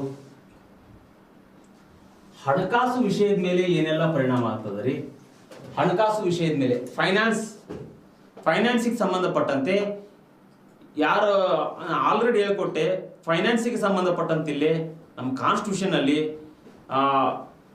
ಸೆಂಟ್ರಲ್ ಅಂಡ್ ಸ್ಟೇಟ್ ರಿಲೇಷನ್ಸ್ ಬಗ್ಗೆನೇ ನಿಮ್ಗೆ ಹೇಳ್ಕೊಟ್ಟೆ ನಾನು. ಸೆಂಟ್ರಲ್ ಗೌರ್ಮೆಂಟೇ ಡಾಮಿನೆಂಟ್ ಆಗಿರ್ತದ, ಅಲ್ಲಿಯೂ ಕೂಡ ಕೇಂದ್ರ ಸರ್ಕಾರವೇ ಏನಾಗಿರ್ತದ, ಪವರ್ ಅನ್ನು ಹೊಂದಿರ್ತದ ಹಣಕಾಸಿನ ವಿಷಯಕ್ಕೆ ಸಂಬಂಧಪಟ್ಟಂತೆ. ಈ ತುರ್ತು ಪರಿಸ್ಥಿತಿ ಅಂತಕ್ಕಂಥದ್ದು ಬಂದಾಗ ಇಲ್ಲಿಯೂ ಸಹಿತ ಕೇಂದ್ರ ಸರ್ಕಾರನೇ ಪವರ್ಫುಲ್ ಹೊಂದಿರ್ತದ. ಯಾಕೆ ಹೇಳ್ರಿ, ರಾಷ್ಟ್ರಾಧ್ಯಕ್ಷರು ಏನ್ ಮಾಡ್ತಾರ ಅಂತ ಹೇಳಿದ್ರೆ ಕೇಂದ್ರದಿಂದ ರಾಜ್ಯಕ್ಕೆ ಹಣವನ್ನ ಕಡಿಮೆ ಮಾಡಬಹುದು. ರಾಷ್ಟ್ರಪತಿಗಳು ಏನ್ ಮಾಡ್ತಾರೆ, ಇಲ್ಲಿ ತುರ್ತು ಪರಿಸ್ಥಿತಿ ಜಾರಿ ಇರುವಂತ ಸಂದರ್ಭದಲ್ಲಿ ಸೆಂಟ್ರಲ್ ಗೌರ್ಮೆಂಟ್ ಇಂದ ಏನಾಗುತ್ತೆ ಅಂತ ಹೇಳಿದ್ರೆ ಫಂಡ್ ಹೋಗ್ಬೇಕಾಗ್ತದೆ. ಎಲ್ಲಿ ಯಾರಿಗೆ, ಸ್ಟೇಟ್ ಗೌರ್ಮೆಂಟ್ಗೆ ಫಂಡ್ ಕೊಡ್ಬೇಕಾಗ್ತದ. ಕೆಲವೊಂದಿಷ್ಟು ಯೋಜನೆಗಳಿಗೆ ಸಂಬಂಧಪಟ್ಟಂತೆ ಸೆಂಟ್ರಲ್ ಗೌರ್ಮೆಂಟ್ ಏನ್ ಮಾಡುತ್ತೆ, ಸ್ಟೇಟ್ ಗೌರ್ಮೆಂಟ್ಗೆ ಫಂಡ್ ಅನ್ನ ರಿಲೀಸ್ ಮಾಡ್ಬೇಕಾಗ್ತದ. ಬಟ್ ಅವಾಗ ಏನ್ ಮಾಡ್ತಾರೆ, ಇಲ್ಲಿ ರಾಷ್ಟ್ರಪತಿಗಳು ಏನ್ ಮಾಡ್ತಾರೆ ಅಂತ ಹೇಳಿದ್ರೆ ಈ ಸ್ಟೇಟ್ ಗೌರ್ಮೆಂಟ್ಗೆ ಹೋಗ್ತಕ್ಕಂಥ ಫಂಡ್ ಅನ್ನ ತಡೆ ಹಿಡಿಬಹುದು. ಬಟ್ ಇಲ್ಲಿ ಏನಂತ ಹೇಳಿದ್ರೆ ಕೆಲವೊಂದಿಷ್ಟು ಎಥಿಕಲಿ ನಾವು ಮಾತಾಡೋದಾದ್ರೆ ಇಲ್ಲಿ ಏನಾದ್ರು ಬೇರೆ ಪಾರ್ಟಿಯವರು ಇದ್ರೆ ಅಂತ ತಿಳ್ಕೊಳ್ರಿ, ಬೇರೆ ಪಾರ್ಟಿ ಬೇರೆ ಇತ್ತು ಅಂತ ಹೇಳಿದ್ರ, ಪಕ್ಷಗಳು ಬೇರೆ ಬೇರೆ ಇದ್ದಾಗ ಇಲ್ಲಿಯೂ ಸಹಿತ ಏನಾಗುತ್ತೆ ಅಂತ ಹೇಳಿದ್ರ ಕೆಲವು ಸಂದರ್ಭದಲ್ಲಿ ಆ ಮಾಡ್ತಕ್ಕಂತಹ ಧೋರಣೆಗಳಲ್ಲಿ ಬದಲಾವಣೆ ಆಗ್ಬೋದು. ಉದಾಹರಣೆ ನಿಮ್ಗೆ ಹೇಳೋದಾದ್ರೆ ಸೆಂಟ್ರಲ್ ನಲ್ಲಿ ಬಿಜೆಪಿ ಅದ ಅಂತ ತಿಳ್ಕೊಡ್ರಿ, ಸೆಂಟ್ರಲ್ ನಲ್ಲಿ ಬಿಜೆಪಿ ಅದ, ಸ್ಟೇಟ್ ನಲ್ಲಿ ಕಾಂಗ್ರೆಸ್ ಅದ ಅಂತ ತಿಳ್ಕೊಡ್ರಿ, ಸ್ಟೇಟ್ ನಲ್ಲಿ ಏನದ ಕಾಂಗ್ರೆಸ್ ಅದ ಅಂತ ತಿಳ್ಕೊಡ್ರಿ. ಅವಾಗ ಏನಾಗುತ್ತೆ, ಈ ಫಂಡಿಗೆ ಸಂಬಂಧಪಟ್ಟಂತೆ, ಫಂಡ್ ರಿಲೀಸ್ಗೆ ಸಂಬಂಧಪಟ್ಟಂತೆ ಅಲ್ಲೇನಾಗ್ಬೋದು, ಧೋರಣೆಗಳ ಬದಲಾವಣೆ ಆಗ್ಬೋದು, ನಿರ್ಧಾರಗಳ ಬದಲಾವಣೆ ಆಗ್ಬೋದು. ನಮ್ಮದೇ ಸರ್ಕಾರ ಅದ ಅಂತೇಳಿ NDA ಸರ್ಕಾರ ಏನ್ ಮಾಡ್ಬೋದು, ಸ್ಟೇಟ್ ಗೌರ್ಮೆಂಟ್ಗೆ ಅನುದಾನಗಳನ್ನು ಜಾಸ್ತಿ ಕೊಡ್ಬೋದು. ಸ್ಟೇಟ್ ಗೌರ್ಮೆಂಟ್ ನಲ್ಲಿ ಬೇರೆ ಗೌರ್ಮೆಂಟ್ ಇತ್ತು ಅಂತ ಹೇಳಿದ್ರೆ ಅನುದಾನಗಳನ್ನು ಕಡಿಮೆ ಕೊಡ್ಬೋದು, ಅನುದಾನನೇ ಕೊಡದೇ ಇರ್ಬೋದು. ಈ ರೀತಿ ಹಲವಾರು ರೀತಿಯಾಗಿರ್ತಕ್ಕಂಥ ಸಿಚುವೇಶನ್ಗಳನ್ನು ನಾವು ಆಲ್ರೆಡಿ ಇತಿಹಾಸದಲ್ಲಿ ಕಾಣ್ತೇವೆ. ಓಕೆ, ಇದು ಕೂಡ ನಿಮ್ಗೆ ಅರ್ಥ ಆಗಿದೆ ಅಂತ ಹೇಳಿ ಭಾವಿಸ್ತೇನೆ ನಾನು. ಫೈನಾನ್ಸಿಗೆ ಸಂಬಂಧಪಟ್ಟಂತೆ ಯಾರಿಗೆ ಪವರ್ ಅದ ಅಂತಕ್ಕಂಥದ್ದನ್ನು ಹೇಳ್ಕೊಟ್ಟೆ ನಿಮ್ಗೆ. ಸೆಂಟ್ರಲ್ ಗೌರ್ಮೆಂಟ್ಗೆ ಪವರ್ ಅದ, ಯಾಕಂತ ಹೇಳಿದ್ರೆ ಎಮರ್ಜೆನ್ಸಿ ಅಂತಕ್ಕಂಥದ್ದೇ ಸೆಂಟ್ರಲ್ ಗೌರ್ಮೆಂಟ್ ಕೈ ಅದ. ಆ ಉದ್ದೇಶಕ್ಕೋಸ್ಕರ ಸ್ಟೇಟ್ ಗೌರ್ಮೆಂಟ್ ಏನ್ ಮಾಡೋಕ್ಕಾಗೋದಿಲ್ಲ. ಹಾಗಾದ್ರೆ ಇಲ್ಲಿ ಇದು ಅಂಶ ಅರ್ಥ ಆಗಿದೆ ಅಂತ ಹೇಳಿ ಭಾವಿಸ್ತೇನೆ ನಾನು. ಇದನ್ನು ಕೂಡ ನೋಟ್ ಡೌನ್ ಮಾಡ್ಕೊಳ್ರಿ. ನೆಕ್ಸ್ಟ್ ಇನ್ನು ನೋಡ್ರಿ, ಲೋಕಸಭೆ ಮತ್ತು ರಾಜ್ಯ ವಿಧಾನಸಭೆಗಳ ಮೇಲೆ ಆ ಅಧಿಕಾರ ಅವಧಿ ಮೇಲೆ ಏನೆಲ್ಲ ಪರಿಣಾಮ ಆಗ್ತದ ಅಲ್ರಿ. ಆಲ್ರೆಡಿ ಈಗ ಎಮರ್ಜೆನ್ಸಿ ಅಂತಕ್ಕಂಥದ್ದು ಘೋಷಣೆ ಮಾಡಿದಾರ. ಇಲ್ಲಿ ನೋಡ್ರಿ, ಈಗ 1962 ನಲ್ಲಿ ಘೋಷಣೆ ಆಗಿದೆ, 1971 ನಲ್ಲಿ ಎಮರ್ಜೆನ್ಸಿ ಘೋಷಣೆ ಆಗಿದೆ, 1975 ನಲ್ಲಿ ಘೋಷಣೆ ಆಗಿದೆ, 3 ಸಲ ಘೋಷಣೆ ಆಗಿದೆ.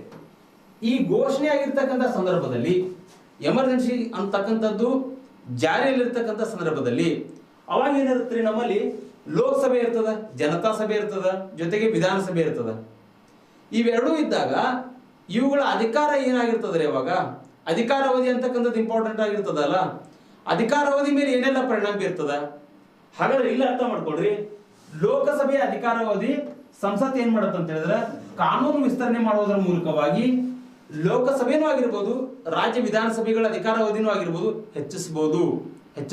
ಉದಾಹರಣೆ ಹೇಳೋದಾದ್ರೆ ನಿಮ್ಗೆ, ಇವಾಗ ಲೋಕಸಭೆ ಅಧಿಕಾರಾವಧಿ ಎಷ್ಟ್ರಿ, 5 years ಇರ್ತದ ಅಂತ ತಿಳ್ಕೊಳ್ರಿ.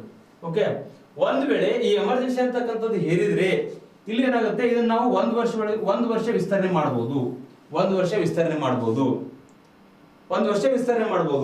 ಅದೇ ರೀತಿಯಾಗಿ ವಿಧಾನಸಭೆಗಳ ಅಧಿಕಾರಾವಧಿನೂ ಸಹಿತ ಕರ್ನಾಟಕದಲ್ಲೇ ತೆಗೆದುಕೊಳ್ರಿ. ಇಲ್ಲಿಯೂ ತುರ್ತು ಪರಿಸ್ಥಿತಿ ಘೋಷಣೆ ಆಯ್ತು ಅಂತ ಹೇಳಿದ್ರೆ ಈ ಅಧಿಕಾರಾವಧಿಯನ್ನ ಈಗ ಆಲ್ರೆಡಿ ಈಗ 2023 ಎಲೆಕ್ಷನ್ಸ್ ಅದಲ್ಲ, ಅದನ್ನ ಏನ್ ಮಾಡಬಹುದು, ಮತ್ತೆ 1 ವರ್ಷಕ್ಕೆ ವಿಸ್ತರಣೆ ಮಾಡಬಹುದು.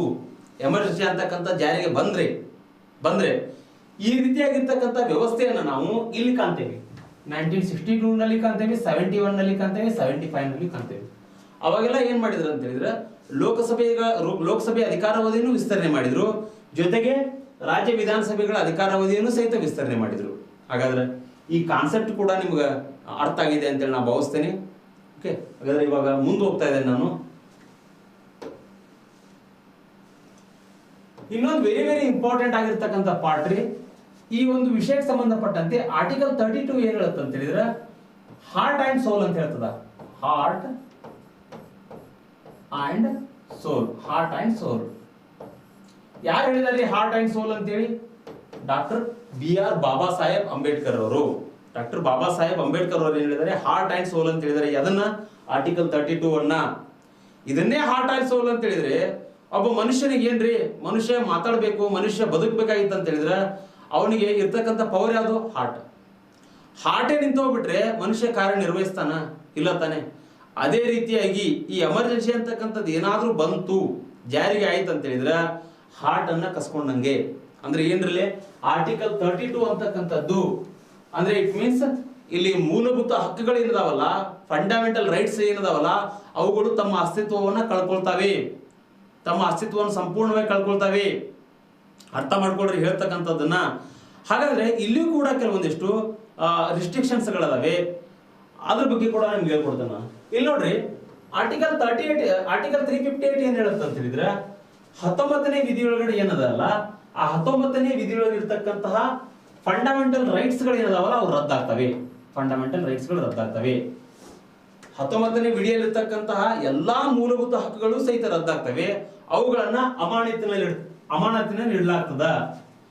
ಅವುಗಳಿಗೆ ಸಂಬಂಧಪಟ್ಟಂತೆ ಯಾವುದೇ ರೀತಿಯಾಗಿ ನೀವು ನ್ಯಾಯಾಲಯಕ್ಕೆ ಹೋಗ್ಬಿಟ್ಟು ನಮಗೆ ನೋವಾಗಿದೆ, ನಮಗೆ ಸಮಸ್ಯೆ ಆಗಿದೆ ಅಂತ ಹೇಳಿ ನೀವು ನ್ಯಾಯಾಲಯದಲ್ಲಿ ದಾವೆಯನ್ನು ಹೂಡುವಂಗಿಲ್ಲ, ನ್ಯಾಯಾಲಯದಲ್ಲಿ ಕೇಸನ್ನು ಹಾಕುವಂಗಿಲ್ಲ. ಎದಕ್ಕೆ ಸಂಬಂಧಪಟ್ಟಂತೆ? ಆರ್ಟಿಕಲ್ 19ಗೆ ಸಂಬಂಧಪಟ್ಟಂತೆ 358ರ ಒಂದು ಅಡಿಯಲ್ಲಿ ಭಾರತದ ಸಂವಿಧಾನದ 19ನೇ ವಿಧಿ ಏನದಲ್ಲ ಅದು ಸಂಪೂರ್ಣವಾಗಿ ರದ್ದಾಗ್ತದೆ ಎಮರ್ಜೆನ್ಸಿ ಇರುವಂತಹ ಸಂದರ್ಭದಲ್ಲಿ.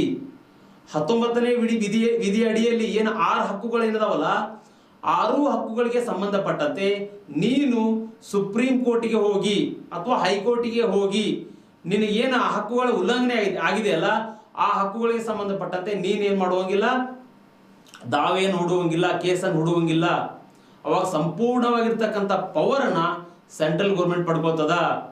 ನೀನು ಆರ್ಟಿಕಲ್ 19 ಪ್ರಕಾರ ಯಾವುದೇ ರೀತಿಯಾಗಿ ಈಗ ಮಹಾತ್ಮ ಗಾಂಧೀಜಿಯವರ ತತ್ವಗಳೇನದಾವಲ್ಲ, ಏನ್ರಿ ಸತ್ಯಾಗ್ರಹ ಮಾಡುವಂಗಿಲ್ಲ, ಶಾಂತಿಯುತವಾಗಿ ಸಭೆಯನ್ನು ಸಹಿತ ಸೇರುವಂಗಿಲ್ಲ ನೀನು, ಅದು ಕೂಡ ರೆಸ್ಟ್ರಿಕ್ಷನ್ಸ್ ಇರ್ತದ. ನೀ ಏನಾದ್ರು ಸಭೆ ಸೇರಕತ್ತೆ ಅಂತ ಹೇಳಿದ್ರೆ ಪೊಲೀಸರು ಬಂದ್ಬಿಟ್ಟು ನಿನ್ನ ಮೇಲೆ ಲಾಠಿ ಚಾರ್ಜ್ ಮಾಡ್ತಾರೆ. ಯಾಕೆ ಲಾಠಿ ಚಾರ್ಜ್ ಮಾಡಿರಿ ಅಂತೇಳಿ ಕೇಳಕ್ ಆಗೋದಿಲ್ಲ. ಯಾಕೆ ಹೇಳ್ರಿ? ಆಲ್ರೆಡಿ ರಿಸ್ಟ್ರಿಕ್ಷನ್ ಸೇರಿದಾರಲ್ರಿ, ಅದನ್ನ ನೀವು ಫಾಲೋ ಮಾಡಬೇಕು. ಅದೇ ರೀತಿಯಾಗಿ ಯಾವುದೇ ರೀತಿಯಾಗಿ ನೀನು ಏನಂತ ಹೇಳಿದ್ರೆ ಪ್ರೆಷರ್ ಗ್ರೂಪ್ಸ್ಗಳನ್ನ ಕಟ್ಕೊಂಡು ಹೋರಾಟ ಮಾಡುವಂಗಿಲ್ಲ, ಸಂಘ ಸಂಸ್ಥೆಗಳನ್ನ ಕಟ್ಕೊಂಡು ಹೋರಾಟ ಮಾಡುವಂಗಿಲ್ಲ, ಅದು ಕೂಡ ರೆಸ್ಟ್ರಿಕ್ಷನ್ಸ್ ಹೇರಲಾಗಿದೆ. ಯಾಕೆ ಹೇಳ್ರಿ? ನೀವು ಮಾಡ್ತಕ್ಕಂಥ ಹಿತಾಸಕ್ತಿ ಒಳ್ಳೇದಾಗಿದ್ರು ಸಹಿತ ಒಂದು ಕಡೆ ಕೆಟ್ಟದ್ದಂತೇಳಿ ಭಾವಿಸ್ಬೋದು. ಯಾವ ರೀತಿ?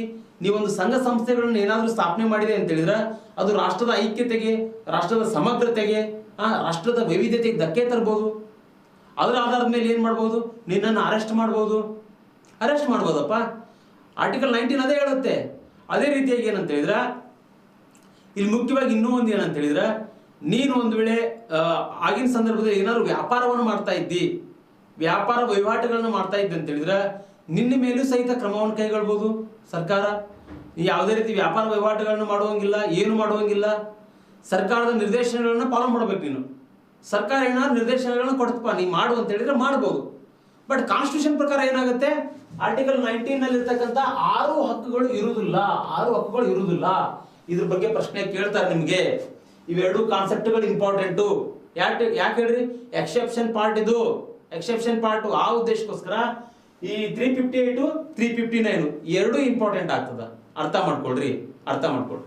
ಹಾಗಾದ್ರೆ ಇದಕ್ಕೆ ಸಂಬಂಧಪಟ್ಟಂತೆ ಸುಪ್ರೀಂ ಕೋರ್ಟಿಗೆ ಹೋಗುವಂಗಿಲ್ಲ, ಹೈಕೋರ್ಟ್ಗೆ ಹೋಗುವಂಗಿಲ್ಲ. ನಿನ್ನ ಹಕ್ಕುಗಳು ಏನಾಗ್ತವೆ ಇಲ್ಲಿ 6 ಹಕ್ಕುಗಳನ್ನ ಸರ್ಕಾರ ಕಸಿದ್ಕೊಳ್ತದ. ಹಾಗಾದ್ರೆ ಇನ್ನೊಂದು ಇಂಪಾರ್ಟೆಂಟ್ ಆಗ್ತದೆ ಇಲ್ಲಿ ಏನಂತ ಹೇಳಿದ್ರೆ, ಇಲ್ಲಿ ಮುಖ್ಯವಾಗಿ ಏನಂತ ಹೇಳಿದ್ರೆ 1978 ನಲ್ಲಿ ಏನ್ ಮಾಡಲಾಯಿತು, 1978 ನಲ್ಲಿ ಜನತಾ ಸರ್ಕಾರ ಏನ್ ಮಾಡ್ತು, ಕಾನ್ಸ್ಟಿಟ್ಯೂಷನ್ಗೆ 44 ಅಮೆಂಡ್ಮೆಂಟ್ ಮಾಡಲಾಯಿತು. 44ನೇ ತಿದ್ದುಪಡಿಯನ್ನ ಮಾಡೋದ್ರ ಮೂಲಕವಾಗಿ ಇಲ್ಲಿ 20 ಮತ್ತು 21ನೇ ವಿಧಿ ಏನದಲ್ಲ ಇವೆರಡೂ ರದ್ದಾಗುವುದಿಲ್ಲ. ಇದಕ್ಕೆ ಸಂಬಂಧಪಟ್ಟಂತೆ ನೀನೇನ್ ಮಾಡ್ಬೋದು, ಸುಪ್ರೀಂ ಕೋರ್ಟಿಗೂ ಹೋಗ್ಬೋದು. ಓಕೆ, ಸುಪ್ರೀಂ ಕೋರ್ಟಿಗೆ ಹೋಗ್ಬೋದು, ಜೊತೆಗೆ ಹೈಕೋರ್ಟಿಗೆ ಹೋಗ್ಬೋದು. ಅರ್ಥ ಮಾಡ್ಕೊಡ್ರಿ ಇದನ್ನ. ಇದು ಒಂಚೂರು ಟ್ರಿಕ್ಕಿ ಅದ, ಇದು ಅರ್ಥ ಮಾಡ್ಕೊಡ್ರಿ. ಇಲ್ಲಿ ಏನಪ್ಪಾ ಅಂತ ಹೇಳಿದ್ರೆ ಆರ್ಟಿಕಲ್ 350 ಪ್ರಕಾರ ಇವೆರಡನ್ನು ನಿಮಗೆ ನಾನು ಕಂಪೇರ್ ಮಾಡಿರ್ತೇನೆ. ಆರ್ಟಿಕಲ್ 350 ಪ್ರಕಾರ ನೀನು ಸಂವಿಧಾನದಲ್ಲಿರ್ತಕ್ಕಂತಹ ಫಂಡಮೆಂಟಲ್ ರೈಟ್ಸ್ ನಲ್ಲಿ ಇರ್ತಕ್ಕಂತಹ 19ನೇ ವಿಧಿಯಲ್ಲಿರ್ತಕ್ಕಂತಹ 6 ಹಕ್ಕುಗಳನ್ನ ನೀವು ಉಪಯೋಗಿಸುವಂಗಿಲ್ಲ. 6 ಹಕ್ಕುಗಳು ಏನಾದ್ರು ಧಕ್ಕೆ ಆದ್ರೆ ನೀ ಏನ್ ಮಾಡ್ಬೋದು, ನೀನು ಯಾವುದೇ ರೀತಿಯಾಗಿ ನ್ಯಾಯಾಲಯಕ್ಕೆ ಹೋಗುವಂಗಿಲ್ಲ. ಆದ್ರೆ ಇಲ್ಲಿ 1978 ಮತ್ತೆ ಏನ್ ಮಾಡ್ಲಾಗ್ತಾರೆ, 44 ಅಮೆಂಡ್ಮೆಂಟ್ ಮಾಡ್ತಾರೆ. ಆ 44 ಅಮೆಂಡ್ಮೆಂಟ್ ಪ್ರಕಾರ 359ನೇ ವಿಧಿ ಅಡಿಯಲ್ಲಿ 20 ಮತ್ತು 21 ಏನ ಅದಾವಲ್ರಿ ಇವು ಕಾನ್ಸ್ಟಿಟ್ಯೂಷನ್ ಅಲ್ಲಿ ಇರ್ತಕ್ಕಂಥ ವಿಧಿಗಳು, ಇವೆರಡೂ ರದ್ದಾಗುವುದಿಲ್ಲ. ಮಿಕ್ಕಿದ್ದು ಎಲ್ಲ ಆಗ್ತವೆ. 2021 ಇವೆರಡು ವಿಧಿಗಳು ರದ್ದಾಗುವುದಿಲ್ಲ. ಈ ಎರಡೂ ವಿಧಿಗಳಿಗೆ ಸಂಬಂಧಪಟ್ಟಂತೆ 20 ಮತ್ತು 21 ವಿಧಿಗಳಿಗೆ ಸಂಬಂಧಪಟ್ಟಂತೆ ನಿನಗೇನಾದ್ರೂ ಧಕ್ಕೆ ಆದ್ರೆ ನೀನು ಸುಪ್ರೀಂ ಕೋರ್ಟಿಗೆ ಹೋಗ್ಬೋದು, ಹೈಕೋರ್ಟಿಗೆ ಹೋಗ್ಬೋದು. ಒಂದು ರಿಟ್ ಅನ್ನು ಸಲ್ಲಿಸೋದ್ರ ಮೂಲಕವಾಗಿ ನೀನು ನ್ಯಾಯವನ್ನ ದೊರಕಿಸ್ಕೊಳ್ಬಹುದು. 20ನೇ ವಿಧಿ ಇಲ್ಲಿ ನೋಡ್ರಿ, ಅಲ್ಲಿ ಏನ್ ಹೇಳುತ್ತ ಅಂತ ಹೇಳಿದ್ರೆ ಅಪರಾಧಿಗಳಿಗೆ ರಕ್ಷಣೆ ನೀಡ್ತಕ್ಕಂಥ ಕೆಲಸ ಮಾಡ್ತದ. ನೋ ಎಕ್ಸ್ ಫ್ಯಾಕ್ಟೋ ಲಾ ಬಗ್ಗೆ ಹೇಳ್ತದ ರೀ, ಡಬಲ್ ಜಿಯೋಪಾರ್ಟಿ ಬಗ್ಗೆ ಹೇಳ್ತದ, ಜೊತೆಗೆ ನೋ ಸೆಲ್ಫ್ ಇನ್ಕ್ರಿಮಿನೇಷನ್ ಅಂತೇಳಿ ಬರ್ತದ. 3 ಅಂಶದ ಬಗ್ಗೆ 20ನೇ ವಿಧಿ ಹೇಳ್ತದ. ಅಪರಾಧಿಗಳ ರಕ್ಷಣೆ ಬಗ್ಗೆ ಕುರಿತು ಮಾತಾಡ್ತದ. ಜೊತೆಗೆ 21ನೇ ವಿಧಿ ಏನ್ ಹೇಳುತ್ತ ಅಂತ ಹೇಳಿದ್ರೆ, ಇದು ಕೂಡ ಒಂಥರ ಏನಂತ ಹೇಳಿದ್ರೆ 21ನೇ ವಿಧಿ ತುಂಬಾ ಇಂಪಾರ್ಟೆಂಟ್ ಆಗಿರ್ತಕ್ಕಂಥ ಆರ್ಟಿಕಲ್ ರೀ ಇದು. ಈ ಆರ್ಟಿಕಲ್ ನಲ್ಲಿ ಏನಾಗುತ್ತೆ, ಕೇಸಸ್ಗಳು ಬರ್ತವೆ. ಮೇನಕಾ ಗಾಂಧಿ ಕೇಸ್ ನಲ್ಲಿ ಏನ್ ಹೇಳಲಾಗಿದೆ, ಪ್ರತಿಯೊಬ್ಬ ವ್ಯಕ್ತಿ ಕೂಡ ಜೀವಿಸ್ತಕ್ಕಂಥ ಹಕ್ಕಿದೆ, ಉತ್ತಮವಾಗಿರ್ತಕ್ಕಂಥ ಪರಿಸರದಲ್ಲಿ ಬದುಕ್ತಕ್ಕಂಥ ಹಕ್ಕಿದೆ, ಶುದ್ಧ ನೀರನ್ನು ಪಡ್ಕೊಳ್ತಕ್ಕಂಥ ಹಕ್ಕಿದೆ. ಈ ರೀತಿಯಾಗಿ ಸುಮಾರು ಒಂದು 11 ಅಂಶ 12 ಅಂಶಗಳ ಬಗ್ಗೆ ಹೇಳ್ತಾರೆ. ಆ ಅಂಶಗಳಿಗೆ ಸಂಬಂಧಪಟ್ಟಂತೆ ಅದು ಎಲ್ಲಿ ಬರ್ತದೆ, 21ನೇ ವಿಧಿ ಒಳಗಡೆ ಬರ್ತದ. ನಿನಗೇನಾದ್ರು ಧಕ್ಕೆ ಆದ್ರೆ ನೀ ಏನ್ ಮಾಡ್ಬೋದು, ಸುಪ್ರೀಂ ಕೋರ್ಟ್ಗೆ ಹೋಗ್ಬೋದು. ಉದಾಹರಣೆ ಕೊಟ್ಟು ಹೇಳ್ತೇನೆ ನಿಮಗೆ ನಾನು. ಈ 21ನೇ ವಿಧಿ ಏನ್ ಹೇಳುತ್ತಪ್ಪ ಇಲ್ಲಿ ಅಂತ ಹೇಳಿದ್ರೆ, 21ನೇ ವಿಧಿ ಏನ್ ಹೇಳುತ್ತಿಲ್ಲಿ, ನಿನಗೆ ಜೀವಿಸ್ತಕ್ಕಂಥ ಹಕ್ಕದ ಬಗ್ಗೆ ತಿಳಿಸ್ಕೊಡ್ತದ. ಜೀವಿಸ್ತಕ್ಕಂಥ ಹಕ್ಕು, ಉತ್ತಮವಾಗಿರ್ತಕ್ಕಂಥ ಒಂದು ಪರಿಸರ ಸಿಗ್ಬೇಕು, ನಿನಗ ಆರೋಗ್ಯಕರವಾಗಿರ್ತಕ್ಕಂಥ ಪರಿಸರ ಸಿಗ್ಬೇಕು. ಈ ಜೀವಿಸ್ತಕ್ಕಂಥ ಹಕ್ಕನ್ನ ಎಮರ್ಜೆನ್ಸಿ ಇದ್ದಾಗ ಗೋರ್ಮೆಂಟ್ ಏನಾದ್ರು ಕಿತ್ಕೊಂತ ಅಂತ ತಿಳ್ಕೊ. ಗೋರ್ಮೆಂಟ್ ಏನಾದ್ರು ಕಿತ್ಕೊಂತ ಅಂತ ಹೇಳಿದ್ರೆ ನೀನು ನೇರವಾಗಿ ಸುಪ್ರೀಂ ಕೋರ್ಟ್ಗೆ ಹೋಗ್ಬೋದು ಅಥವಾ ಹೈಕೋರ್ಟಿಗೆ ಹೋಗ್ಬೋದು. ನ್ಯಾಯಾಲಯದಲ್ಲಿ ದಾವೆ ನೋಡ್ಬೋದು, ಸರ್ಕಾರದ ವಿರುದ್ಧನೇ ಓಡ್ಬೋದು. ನನ್ನ ಹಕ್ಕುಗಳನ್ನು ನನಗೆ ನೀಡ್ರಿ ಅಂತೇಳಿ ನೀವು ಕೇಳ್ಕೊಳ್ಬಹುದು. ಆ ರೀತಿ ಪವರ್ ಎಲ್ಲಿ ಸಿಗುತ್ತೆ ಅಂತ ಹೇಳಿದ್ರೆ ನಿಮ್ಗೆ ಆರ್ಟಿಕಲ್ 20 ಮತ್ತು 21 ನಲ್ಲಿ ಸಿಗ್ತದ. ಈ ಕ್ಲಾಸ್ ಆದ್ಮೇಲೆ ನೀವೇನ್ ಮಾಡ್ಬೇಕು, ಇವೆರಡನ್ನು ಇನ್ನೊಂದ್ಸಲ ಓದ್ಬೇಕಾಗ್ತದ. ಇವೆರಡಕ್ಕೆ ಸಂಬಂಧಪಟ್ಟಂತೆ ನೀವು ಇನ್ನೊಂದ್ಸಲ ಬುಕ್ಸ್ ಅನ್ನ ಅಧ್ಯಯನ ಮಾಡ್ರಿ. ಯಾಕಂತ ಹೇಳಿದ್ರೆ ಇವೆರಡು ಇಂಪಾರ್ಟೆಂಟ್ ಆಗ್ತದೆ. ನಿಮ್ಗ ಪ್ರಿಲಿಮ್ಸ್ ಸಂಬಂಧಪಟ್ಟಂತೆ ಪ್ರಶ್ನೆ ಕೇಳ್ತಾರೆ. ಆರ್ಟಿಕಲ್ 358 ಕೇಳ್ತಾರೆ, 359 ಕೇಳ್ತಾರೆ. ಇದುವರೆಗೆ ನಡೆದಿರ್ತಕ್ಕಂಥ SD ಆಗಿರ್ಬೋದು, FD ಆಗಿರ್ಬೋದು, PC, PSI, UPSC, KPSC ಎಲ್ಲಾ ಪರೀಕ್ಷೆಗಳಲ್ಲಿಯೂ ಸಹಿತ ಈ ಫಂಡಮೆಂಟಲ್ ರೈಟ್ಸ್ ನಲ್ಲಿ ಇರ್ತಕ್ಕಂಥ ಎಕ್ಸೆಪ್ಷನ್ ಪಾರ್ಟ್ ಇದು. ಆ ಉದ್ದೇಶಕ್ಕೋಸ್ಕರ 358 ಕೇಳಿದ್ದಾರೆ, 359 ಕೇಳಿದ್ದಾರೆ. ಆ ಉದ್ದೇಶಕ್ಕೋಸ್ಕರ ಇವೆರಡು ವೆರಿ ಇಂಪಾರ್ಟೆಂಟ್ ಆಗ್ತಾವ, 358 ಮತ್ತೆ 359. ಹಾಗಾದ್ರೆ ಇವೆರಡು ಕಾನ್ಸೆಪ್ಟ್ಗಳು ನಿಮ್ಗೆ ಅರ್ಥ ಆಗಿದಾವ ಅಂತೇಳಿ ಭಾವಿಸ್ತೇನೆ ನಾನು. ಇವಾಗ ನಾನು ಮುಂದೆ ಹೋಗ್ತಾ ಇದ್ದೀನಿ. ಹಾಗಾದ್ರೆ ಇದುವರೆಗೂ ಸಹಿತ ಈಗ ಏನೇನು ಅರ್ಥ ಮಾಡ್ಕೊಂಡಿಪ್ಪ ನಾವು ಅಂತ ಹೇಳಿದ್ರೆ, ಒಂದು ನ್ಯಾಷನಲ್ ಎಮರ್ಜೆನ್ಸಿ ಬಗ್ಗೆ ತಿಳ್ಕೊಂಡ್ವಿ ನಾವು. ನ್ಯಾಷನಲ್ ಎಮರ್ಜೆನ್ಸಿ ಅಂತಕ್ಕಂಥದ್ದು ಯಾವೆಲ್ಲ ಅಂಶಗಳ ಆಧಾರದ ಮೇಲೆ ನ್ಯಾಷನಲ್ ಎಮರ್ಜೆನ್ಸಿಯನ್ನು ಹೇರಲಾಗ್ತದ. ಜೊತೆಗೆ ಪಾರ್ಲಿಮೆಂಟಿನ ಪ್ರೊಸೆಸ್ ಯಾವ ರೀತಿ ಇರ್ತದ, ಪಾರ್ಲಿಮೆಂಟಿನ ಪರ್ಮಿಷನ್ ಹೆಂಗೆ ತಗೊಳ್ಬೇಕು, ನಾವು ಸಂಸತ್ತಿನ ಒಪ್ಪಿಗೆ ಯಾವ ರೀತಿ ತಗೊಳ್ಬೇಕು, ಆ ತುರ್ತು ಪರಿಸ್ಥಿತಿನ ಹಿಂದಕ್ಕೆ ತೆಗೆದುಕೊಳ್ಬೇಕಾಗಿತ್ತು ಅಂತ ಹೇಳಿದ್ರೆ ಏನೆಲ್ಲ ಪ್ರೊಸೀಜರ್ಗಳದಾವ ಅದ್ರ ಬಗ್ಗೆ ಅರ್ಥ ಮಾಡ್ಕೊಂಡ್ವಿ. ಜೊತೆಗೆ ಈ ತುರ್ತು ಪರಿಸ್ಥಿತಿ ಅಂತಕ್ಕಂಥದ್ದು ಏನಾದ್ರು ಬಂತು ಆ ಸಂದರ್ಭದಲ್ಲಿ ಕೇಂದ್ರ ಸರ್ಕಾರ ಮತ್ತು ರಾಜ್ಯ ಸರ್ಕಾರ ಇವೆರಡರ ನಡುವೆ ಆಗ್ತಕ್ಕಂಥ ಚೇಂಜಸ್ಗಳೇನು, ಫಂಡಮೆಂಟಲ್ ರೈಟ್ಸ್ ಅವೇನಾಗ್ತವೆ, ಫಂಡಮೆಂಟಲ್ ರೈಟ್ಸ್ಗಳು ಏನಾಗ್ತವೆ, ಯಾವ್ಯಾವ ಫಂಡಮೆಂಟಲ್ ರೈಟ್ಸ್ನಲ್ಲಿ ಮುಖ್ಯವಾಗಿ ಆರ್ಟಿಕಲ್ 358 ಏನು ಹೇಳ್ತದ, 359 ಏನು ಹೇಳ್ತದ, ಈ ಎಲ್ಲದ್ರ ಬಗ್ಗೆ ಕೂಡ ಅರ್ಥ ಮಾಡ್ಕೊಂಡ್ವಿ, ಎಲ್ಲದ್ರ ಬಗ್ಗೆ ಕೂಡ ನಾವು ತಿಳ್ಕೊಂಡ್ವಿ. ಹಾಗಾದ್ರೆ ಇಲ್ಲಿ ಇನ್ನೂ ಒಂದು ಏನು ಅಂಶ ಇಂಪಾರ್ಟೆಂಟ್ ಆಗ್ತದ ಅಂತ ಹೇಳಿದ್ರೆ, ಇದುವರೆಗೂ ಸಹಿತ ಸ್ಟಿಲ್ 2022 ಇದುವರೆಗೂ ಸಹಿತ ಎಷ್ಟೆಲ್ಲ ತುರ್ತು ಪರಿಸ್ಥಿತಿಗಳನ್ನ ಹೇರಲಾಗಿದೆ ಅಂತ ಹೇಳಿದ್ರೆ ಇಲ್ಲಿ ಮುಖ್ಯವಾಗಿ ಅರ್ಥ ಮಾಡ್ಕೊಳ್ರಿ. 1962 ನಲ್ಲಿ ಮತ್ತೆ 1971 ನಲ್ಲಿ ಇನ್ನೂ ಒಂದು 1975 ನಲ್ಲಿ ಹೇರಲಾಗ್ತದ. ಇಲ್ಲಿ ಮುಖ್ಯವಾಗಿ ಏನಂತ ಹೇಳಿದ್ರ 1962 ನಲ್ಲಿ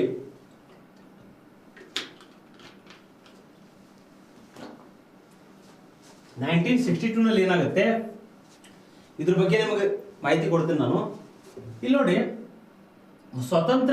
ಭಾರತ ಸ್ವತಂತ್ರಗೊಂಡು ಕೆಲವೇ ವರ್ಷಗಳಲ್ಲಿ ಏನಾಗುತ್ತೆ ಅಂತ ಹೇಳಿದ್ರೆ ಇಲ್ಲಿ 1962 ನಲ್ಲಿ ಏನಾಗುತ್ತೆ, ಭಾರತಕ್ಕೆ ನಿರೀಕ್ಷಣೆ ಇರಲಿಲ್ಲ ಈ ಯುದ್ಧ ಆಗ್ತದ ಅಂತೇಳಿ, ಭಾರತಕ್ಕೆ ನಿರೀಕ್ಷಣೆ ಇರಲಿಲ್ಲ ಯುದ್ಧ ಆಗ್ತದ ಅಂತೇಳಿ. ಚೈನಾ ಏನ್ ಮಾಡುತ್ತೆ ಅಂತ ಹೇಳಿದ್ರೆ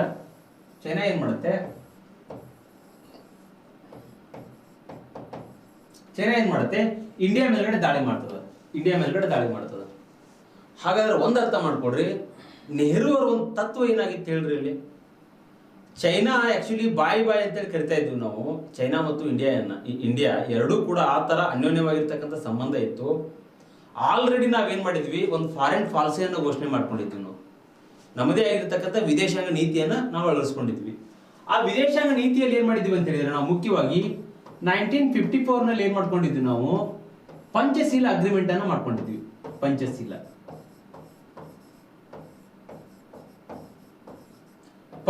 ಅಗ್ರಿಮೆಂಟ್ ಅನ್ನ ಮಾಡ್ಕೊಂಡಿದ್ವಿ. ಪ್ರಶ್ನೆ ಕೇಳ್ತಾರೆ, ಪಂಚಶೀಲ ಅಂತಕ್ಕಂಥದ್ದು ಭಾರತ ಮತ್ತು ಚೈನಾ ನಡುವೆ ಆಗಿರ್ತಕ್ಕಂಥ ಅಗ್ರಿಮೆಂಟು.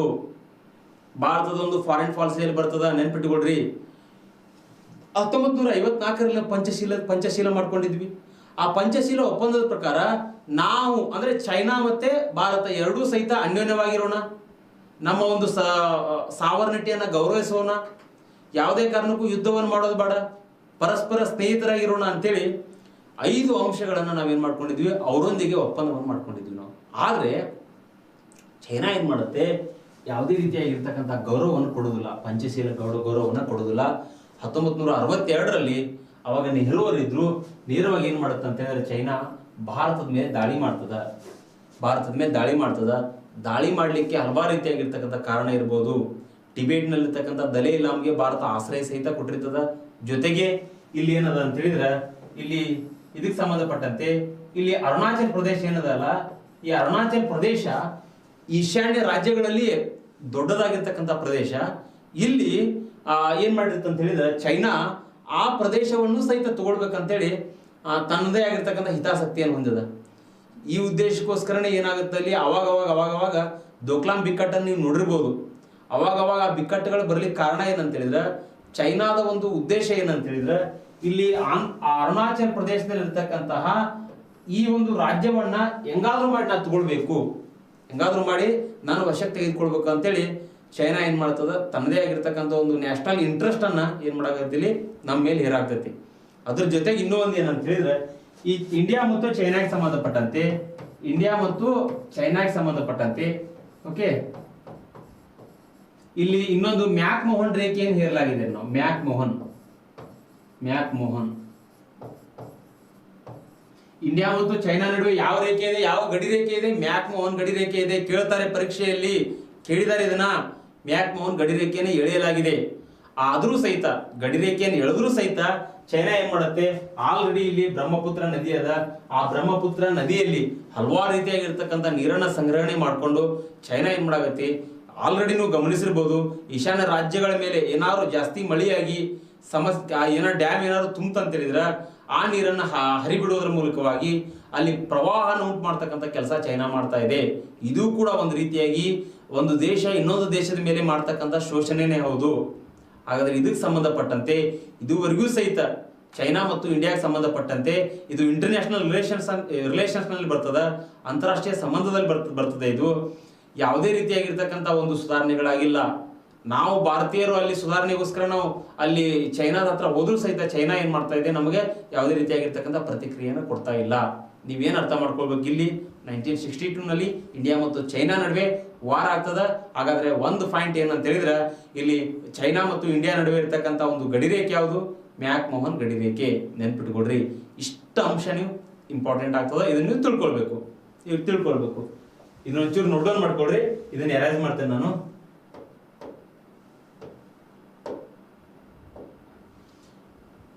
ಇನ್ನು ಎರಡನೇದು ಏನಂದ್ರೆ, ಮುಖ್ಯವಾಗಿ 1971 ನಲ್ಲಿ ಇಲ್ಲಿ ನೋಡ್ರಿ, 1962 ನಲ್ಲಿ ಚೈನಾ ದಾಳಿ ಮಾಡ್ತು, ಚೈನಾ ವಿನ್ ಆಗ್ತಿದ್ರು, ಒಳಗಡೆ ಚೈನಾ ಗೆತ್ತು. ಚೈನಾ ಯಾಕೆ ಗೆತ್ತು ಅಂತ ಹೇಳಿದ್ರೆ ಹಲವಾರು ರೀತಿಯಾಗಿರ್ತಕ್ಕಂಥ ಕಾರಣಗಳದಾವ್ರಿ. ಭಾರತ ಅವಾಗಲೇ ಸ್ವತಂತ್ರಗೊಂಡಾಗ ಎಲ್ಲಿ ದುಡ್ಡು ಇರಬೇಕು, ಎಲ್ಲಿ ಹಣಕಾಸಿನ ಸೌಲಭ್ಯ ಎಲ್ಲಿರ್ಬೇಕು ಅವಾಗಿನ ಟೈಮ್ದಲ್ಲಿ, ಅವಾಗಿನ ಟೈಮ್ದಲ್ಲಿ ಯಾವುದೇ ರೀತಿ ಜಾಗತೀಕರಣ ಇರಲಿಲ್ಲ, ಖಾಸೀಕರಣ ಇರಲಿಲ್ಲ, ಉದಾರೀಕರಣ ಇರಲಿಲ್ಲ. ದೇಶಕ್ಕೆ ಫಂಡ್ ಹೆಂಗ್ ಬರಬೇಕು, ದೇಶದಲ್ಲಿ ಟೆಕ್ನಾಲಜಿನೂ ಡೆವಲಪ್ಮೆಂಟ್ ಆಗಿರೋದಿಲ್ಲ. ಹಾಗಿದ್ದಾಗ ಸೈನ್ಯಕ್ಕೆ ಸಂಬಂಧಪಟ್ಟಂತೆ ಸೈನ್ಯಕ್ಕೆ ದುಡ್ಡು ಬೇಕಲ್ಲ, ಮಿಲಿಟರಿ ಪವರ್ ಬೇಕಲ್ಲ. ಪವರ್ ಇಲ್ಲ ಅಂತ ಹೇಳಿದ್ರೆ ಮಿಲಿಟರಿ ಹೆಂಗ್ ಗೆಲ್ತದ? ಆ ಉದ್ದೇಶಕ್ಕೋಸ್ಕರ ಅಲ್ಲಿ ಏನಾಗುತ್ತೆ, ನಮ್ಮ ಭಾರತ ಸೋಲ್ತದ. ಅವಾಗ ಇಲ್ಲಿ ಏನಾಗುತ್ತೆ, 1962 ಭಾರತ ಸೋತಾಗ ಇಲ್ಲಿ ಪಾಕಿಸ್ತಾನ ಕಾಣಿಸ್ತದ ಏನಂತ. ಹಾಗಾದ್ರ ಇಲ್ಲಿ 1962 ಚೈನಾದೊಂದಿಗೆ ಭಾರತ ಸೋತ್ ಬಿಟ್ಟದ. ಇನ್ನು ಮೇಲೆ ಭಾರತಕ್ಕೆ ಅಷ್ಟೊಂದು ಶಕ್ತಿ ಇಲ್ಲ, ನಮ್ ಜೊತೆ ಗೆಲ್ಲುವಷ್ಟು ಅಂತೇಳಿ ಇಲ್ಲಿ ಪಾಕಿಸ್ತಾನ ಏನ್ ಮಾಡುತ್ತೆ, ಇಂಡಿಯಾ ಮೇಲೆ ಅಟ್ಯಾಕ್ ಮಾಡುತ್ತೆ. ಯಾವಾಗ 1971 ನಲ್ಲಿ ಅಟ್ಯಾಕ್ ಮಾಡುತ್ತೆ ಇಂಡಿಯಾ ಮೇಲೆ ಅಟ್ಯಾಕ್ ಮಾಡಿದಾಗ ಅಲ್ಲಿ ಅರ್ಥ ಮಾಡ್ಕೊಡ್ರಿ, ಈ 1971 ಅವಾಗ ಏನಾಗುತ್ತೆ ಅಂತ ಹೇಳಿದ್ರೆ, ಭಾರತ ಆಲ್ರೆಡಿ ಪಾಠ ಕಲ್ತಿರ್ತದ ಚೈನಾದಿಂದ. ಇನ್ನು ನಾವು ಯಾವುದೇ ಕಾರಣಕ್ಕೂ ಬೇರೆ ರಾಷ್ಟ್ರದವ್ರು ದಾಳಿ ಮಾಡಿದ್ರೆ ನಮ್ಮ ಮಿಲಿಟರಿಯನ್ನ ನಾವೇನ್ ಮಾಡ್ಕೊಳ್ಳೋಣ, ಒಂಚೂರು ಡೆವಲಪ್ಮೆಂಟ್ ಮಾಡ್ಕೊಳ್ಳೋಣ ಅಂತೇಳಿ ಡೆವಲಪ್ಮೆಂಟ್ ಕೂಡ ಮಾಡ್ಕೊಂಡಿರ್ತದ. ಹೀಗಾಗಿ 1971 ನಲ್ಲಿ ಇಂಡಿಯಾ ಏನಾಗುತ್ತೆ, ಪಾಕಿಸ್ತಾನ ಸೋಲಿಸ್ತದ.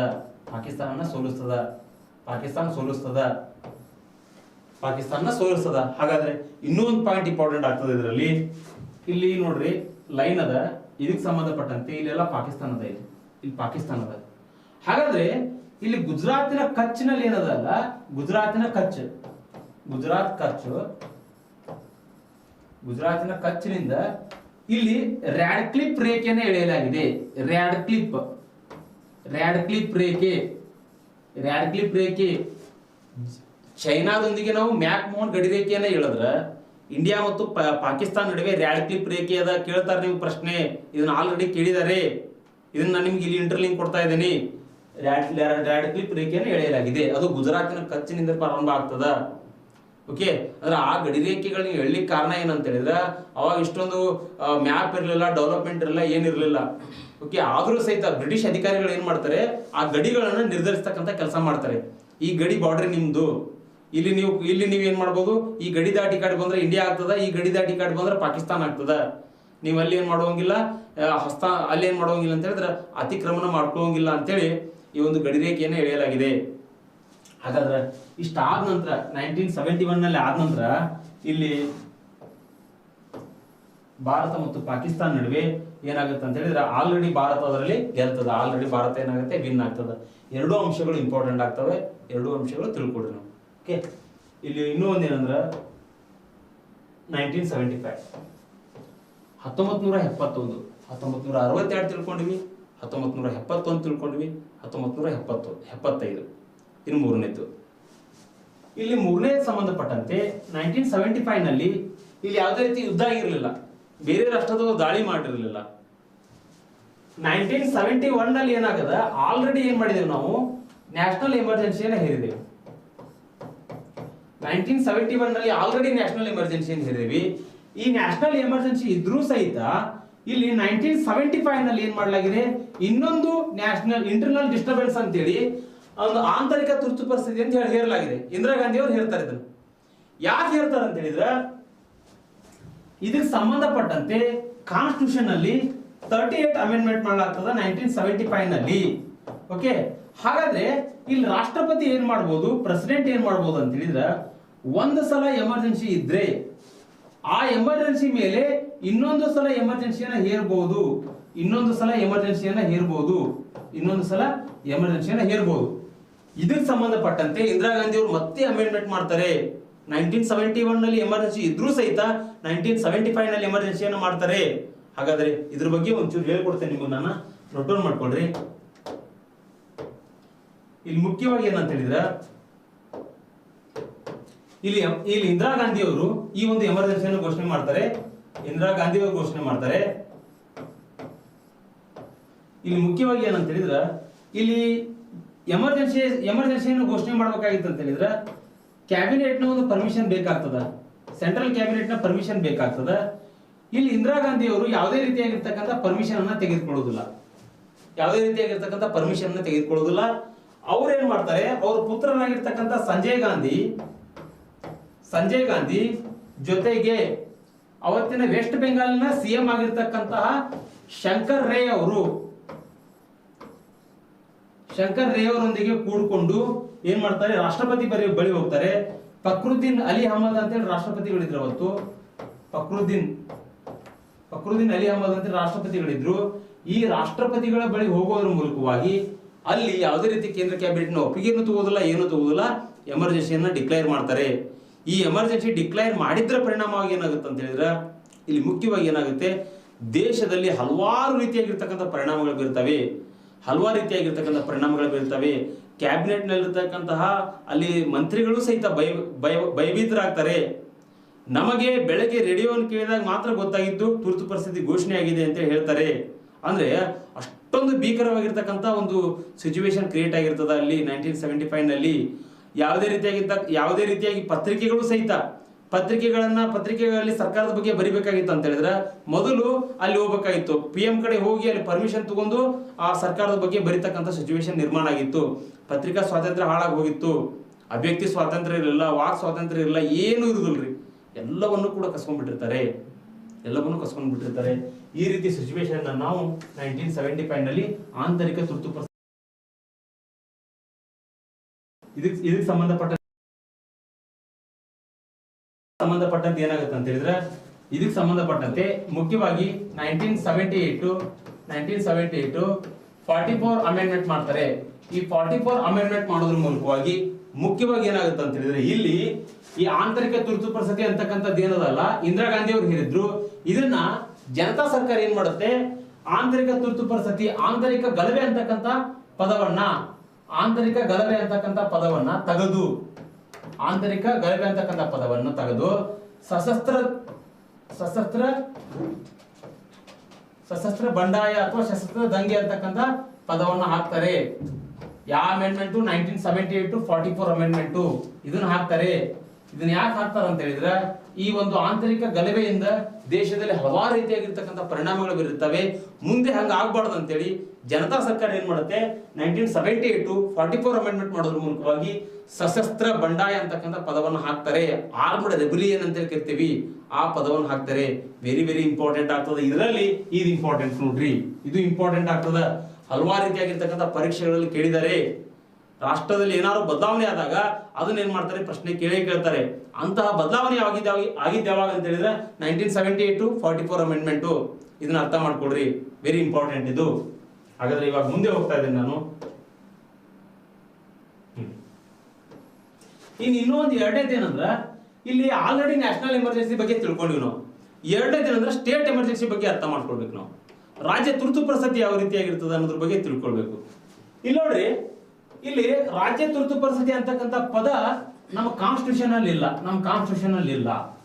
ಕಾನ್ಸ್ಟಿಟ್ಯೂಷನ್ ಅಲ್ಲಿ ಇರ್ತಕ್ಕಂಥದ್ದು ಒಂದೇ ಒಂದು ಪದ ಏನಂತ ಹೇಳಿದ್ರೆ ರಾಷ್ಟ್ರಪತಿಗಳ ಆಡಳಿತ ಅಂತೇಳಿ ಉಲ್ಲೇಖ ಮಾಡ್ಲಾಗದ. ಹಾಗಾದ್ರೆ ರಾಷ್ಟ್ರಪತಿಗಳ ಆಡಳಿತ ಯಾರ ಮೇಲೆ? ರಾಷ್ಟ್ರಪತಿಗಳ ಆಡಳಿತ ರಾಜ್ಯಗಳ ಮೇಲೆ ತಾನೆ.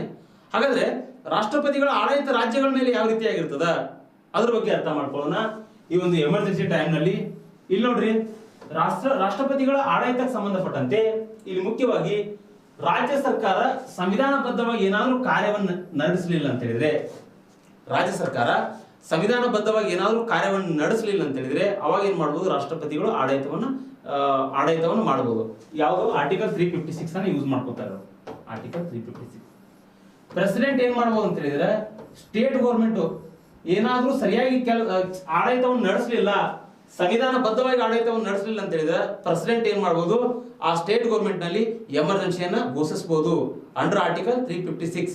ಫಾರ್ ಎಕ್ಸಾಂಪಲ್ ಏನ್ರಿ, ಸಂವಿಧಾನಬದ್ಧವಾಗಿ ಅಂತ ಹೇಳಿದ್ರೆ ಏನು, ಈ ಸಂವಿಧಾನದಲ್ಲಿ ಏನದ ಸೆಕ್ಯುಲರ್ ಅಂತಕ್ಕಂಥ ಪದ ಅದ ರೀ, ಸೆಕ್ಯುಲರ್ ಅಂತಕ್ಕಂಥ ಪದ ಅದ, ಜಾತ್ಯತೀತ ಅಂತಕ್ಕಂಥ ಪದ ಅದ. ಅದಕ್ಕೆ ಸಂಬಂಧಪಟ್ಟಂತೆ ನಾವೇನ್ ಮಾಡ್ಬೇಕು, ಸರ್ಕಾರ ಆಗಿರ್ಬೋದು ಅದಕ್ಕೆ ಏನ್ ಮಾಡ್ಬೇಕು, ಬೆಲೆ ಕೊಡ್ಬೇಕು.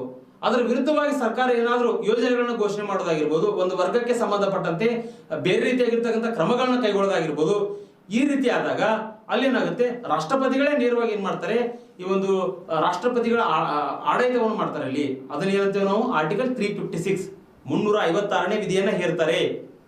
ಓಕೆ, ಹಾಗಾದ್ರೆ ಇಲ್ಲಿ ಇನ್ನೂ ಒಂದು ಏನಂದ್ರೆ, ಎರಡನೇ ಪಾಯಿಂಟ್, ಇಲ್ಲಿ ಆರ್ಟಿಕಲ್ 365 ಅಡಿಯಲ್ಲಿ ಸೆಂಟ್ರಲ್ ಗೌರ್ಮೆಂಟ್ ಏನಾದ್ರೂ ಕೆಲವೊಂದಿಷ್ಟು ಡೈರೆಕ್ಷನ್ಸ್ ಗಳನ್ನ ಕೊಡ್ತದ. ಯಾರಿಗೆ ಕೊಡ್ತದ, ರಾಜ್ಯ ಸರ್ಕಾರ ಕೊಡ್ತದ. ಅಲ್ಲಿ ಸ್ಟೇಟ್ ಗೌರ್ಮೆಂಟ್ ಸೆಂಟ್ರಲ್ ಗೌರ್ಮೆಂಟ್ ಕೊಟ್ಟಿರ್ತಕ್ಕಂತಹ ಒಂದು ಡೈರೆಕ್ಷನ್ಸ್ ಗಳನ್ನ ಏನಾದ್ರು ಫಾಲೋ ಮಾಡಲಿಲ್ಲ ಅಂತ ಹೇಳಿದ್ರೆ ಅವಾಗ ಏನಾಗುತ್ತೆ, ಅವಾಗೂ ಸಹಿತ ರಾಷ್ಟ್ರಪತಿಗಳ ಆಡಳಿತವನ್ನು ಹೇರಲಾಗ್ತದ. ಅರ್ಥ ಮಾಡ್ಕೊಳ್ರಿ, ಒಂದು ರಾಜ್ಯ ಸರ್ಕಾರ ಸಂವಿಧಾನಬದ್ಧವಾಗಿ ಆಡಳಿತ ಮಾಡಬೇಕು. ರಾಜ್ಯ ಸರ್ಕಾರ ಏನಾದ್ರೂ ಸಂವಿಧಾನದ ನಿಯಮಗಳಿಗೆ ವಿರುದ್ಧವಾಗಿ ಆಡಳಿತವನ್ನು ಮಾಡಕತ್ರ ಅಲ್ಲಿ ಪ್ರೆಸಿಡೆಂಟ್ ರೂಲು ಹಾಕ್ಲಾಗ್ತದ.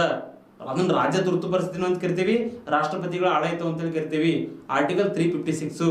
ಇನ್ನೂ ಒಂದ್ ಏನಂತ ಹೇಳಿದ್ರೆ, ಸೆಂಟ್ರಲ್ ಗೌರ್ಮೆಂಟ್ ಡೈರೆಕ್ಷನ್ಸ್ ಗಳನ್ನ, ಕೇಂದ್ರ ಸರ್ಕಾರದ ಒಂದು ನಿರ್ದೇಶನಗಳನ್ನ ರಾಜ್ಯ ಸರ್ಕಾರ ಫಾಲೋ ಮಾಡಲಿಲ್ಲ, ಅವಾಗ ಏನ್ ಮಾಡುತ್ತೆ ಅಂತ ಹೇಳಿದ್ರೆ ಕೇಂದ್ರ ಸರ್ಕಾರ ಏನ್ ಮಾಡುತ್ತೆ, ಅವಾಗೂ ಸಹಿತ ಆರ್ಟಿಕಲ್ 365 ಅಡಿಯಲ್ಲಿ ಅಲ್ಲಿ ರಾಷ್ಟ್ರಪತಿಗಳ ಒಂದು ಆಡಳಿತವನ್ನು ಘೋಷಣೆ ಮಾಡಲಾಗ್ತದ. ಇವೆರಡೂ ಕೂಡ ಇಂಪಾರ್ಟೆಂಟ್ ಆಗ್ತಾವ. ಇಲ್ಲಿ ಇದಕ್ಕೆ ಸಂಬಂಧಪಟ್ಟಂತೆ ಸಂಸತ್ತಿನ ಅನುಮೋದನೆ ಮತ್ತು ಅವಧಿ, ಇಲ್ಲಿ ಮುಖ್ಯವಾಗಿ ಏನಂತ ಹೇಳಿದ್ರೆ, ಇಲ್ಲಿ ಮುಖ್ಯವಾಗಿ ಸಂಸತ್ತಿನ ಅನುಮೋದನೆಗೆ ಸಂಬಂಧಪಟ್ಟಂತೆ, ಅದರ ಅವಧಿಗೆ ಸಂಬಂಧಪಟ್ಟಂತೆ ಇಲ್ಲಿ ರಾಷ್ಟ್ರಪತಿಗಳ ಆಡಳಿತ ಘೋಷಣೆಗೆ 2 ತಿಂಗಳ ಒಳಗೆ 2 ತಿಂಗಳು ಇರ್ತದ. ರಾಷ್ಟ್ರಪತಿಗಳ ಒಂದು ಆಡಳಿತ ಘೋಷಣೆಗೆ 7 ತಿಂಗಳ ಒಳಗಡೆ 2 ಸದನಗಳ ಒಂದು ಅನುಮೋದನೆ ತೆಗೆದುಕೊಳ್ಬೇಕಾಗ್ತದೆ ನಾವು. ಇದು ಒಂಚೂರು ಡೆಪ್ತ್ ಆಗಿರ್ತಕ್ಕಂಥ ವಿಷಯ. ಇಲ್ಲಿ ಸಂಸತ್ತಿನ ಒಂದು ಅನುಮೋದನೆ ಮತ್ತು ಅವಧಿಗೆ ಸಂಬಂಧಪಟ್ಟಂತೆ ಯಾವ ರೀತಿಯಾಗಿ ನೀವು ನ್ಯಾಷನಲ್ ಎಮರ್ಜೆನ್ಸಿ ಇರ್ತಕ್ಕಂಥ ಸಂದರ್ಭದಲ್ಲಿ ಅಲ್ಲಿ ಯಾವ ರೀತಿಯಾಗಿ ನೀವು ಪಾರ್ಲಿಮೆಂಟಿನ ಒಂದು ಒಪ್ಪಿಗೆ ತೆಗೆದುಕೊಳ್ತೀರಿ, ಅದೇ ರೀತಿಯಾಗಿರ್ತಕ್ಕಂಥ ಸಿಚುವೇಶನ್ ಅನ್ನ ಈ ಒಂದು ಸ್ಟೇಟ್ ಗೌರ್ಮೆಂಟ್ ಅಂದ್ರೆ ರಾಜ್ಯ ಸರ್ಕಾರದ ಮೇಲೆ ರಾಷ್ಟ್ರಪತಿ ಆಡಳಿತ ಹೇರಿದಾಗ ಅಲ್ಲಿ ಪಾರ್ಲಿಮೆಂಟಿನ ಒಂದು ಪ್ರೊಸೀಜರ್ ಯಾವ ರೀತಿಯಾಗಿರ್ತದ, ಆಮೇಲೆ ಅದನ್ನು ಹಿಂತೆಗೆದುಕೊಳ್ತಕ್ಕಂಥ ಪ್ರೊಸೀಜರ್ ಯಾವ ರೀತಿಯಾಗಿದೆ, ಅದೇ ರೀತಿಯಾಗಿ SR ಬೊಮ್ಮಾಯಿ ಕೇಸ್ ಬರ್ತದ. SR ಬೊಮ್ಮಾಯಿ ಕೇಸ್ ನಲ್ಲಿ ಸುಪ್ರೀಂ ಕೋರ್ಟ್ ಏನ್ ಹೇಳಲಾಗಿದೆ, ರಾಷ್ಟ್ರಪತಿ ಆಡಳಿತಕ್ಕೆ ಸಂಬಂಧಪಟ್ಟಂತೆ ಎಲ್ಲಾ ವಿಷಯಗಳನ್ನು ನೀವು ತಿಳ್ಕೊಳ್ಬೇಕಾಗ್ತದ. ಇದಕ್ಕೆ ಸಂಬಂಧಪಟ್ಟಂತೆ ಎಲ್ಲಾ ವಿಷಯಗಳನ್ನು ಸಹಿತ ನಿಮಗೆ ನಾನು ಹೇಳ್ಕೊಡ್ತೇನೆ.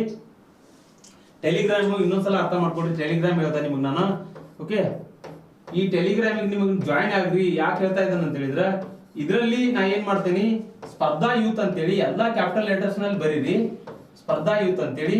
ಇದ್ರಲ್ಲಿ ಏನ್ ಮಾಡ್ತೇನೆ, ಇಲ್ಲಿ ನನಗ ಪ್ರಿವಿಯಸ್ ಇಯರ್ ನಲ್ಲಿ ಈಗೇನು ಕಾನ್ಸ್ಟಿಟ್ಯೂಷನ್ ಅಲ್ಲಿ ಕಾನ್ಸೆಪ್ಟ್ ಗಳನ್ನ ಹೇಳ್ಕೊಡ್ತಾ ಇದ್ದಾನಲ್ಲ, ಪ್ರಿವಿಯಸ್ ಇಯರ್ ನಲ್ಲಿ ಏನೆಲ್ಲ ಪ್ರಶ್ನೆ ಕೇಳಿದಾರ ಅದನ್ನ ನಾನು ನಿಮಗೆ ಹೇಳ್ಕೊಡ್ಲಿಕ್ಕೆ ಆಗೋಲ್ಲ, ಯಾಕಂದ್ರೆ ಸಮಯದ ಅಭಾವ ಅದ. ನಾನೇನ್ ಮಾಡ್ತೇನೆ, ಟೆಲಿಗ್ರಾಮ್ ನಲ್ಲಿ ಏನ್ ಮಾಡ್ತೇನೆ ಅಂತ ಹೇಳಿದ್ರೆ, ಇವತ್ತು ಹೇಳಿರ್ತಕ್ಕಂಥ ವಿಷಯಕ್ಕೆ ಸಂಬಂಧಪಟ್ಟಂಗ ಕ್ವಶನ್ ಪೇಪರ್ಗಳನ್ನ ನಿಮ್ಗೆ ಹಾಕ್ತಾ ಇರ್ತೇನೆ. ನೀವೇನ್ ಮಾಡ್ಬೋದು, ಕ್ಲಾಸು ಕೇಳಿದಂಗೆ ಆಗ್ತದ, ಕ್ವಶನ್ ಪೇಪರ್ಗಳನ್ನ ಬಿಡಿಸಿದ್ರೆ ಕಾನ್ಸೆಪ್ಟ್ ಕ್ಲಿಯರಿಟಿ ಆಗ್ತದ. ಆ ಉದ್ದೇಶಕ್ಕೋಸ್ಕರ ಈ ಟೆಲಿಗ್ರಾಮ್ಗೆ ಜಾಯಿನ್ ಆಗ್ರಿ, ಸ್ಪರ್ಧಾ ಯೂತ್ ಅಂತೇಳಿ ಟೆಲಿಗ್ರಾಮ್ಗೆ ಜಾಯಿನ್ ಆಗ್ರಿ ಅಂತ ಹೇಳ್ತಾ, ಇದುವರೆಗೂ ಕೂಡ ನನ್ನ ತರಗತಿಯನ್ನ ನೀವು ಕೇಳಿದ್ದಕ್ಕೆ ಎಲ್ಲರಿಗೂ ಧನ್ಯವಾದಗಳು.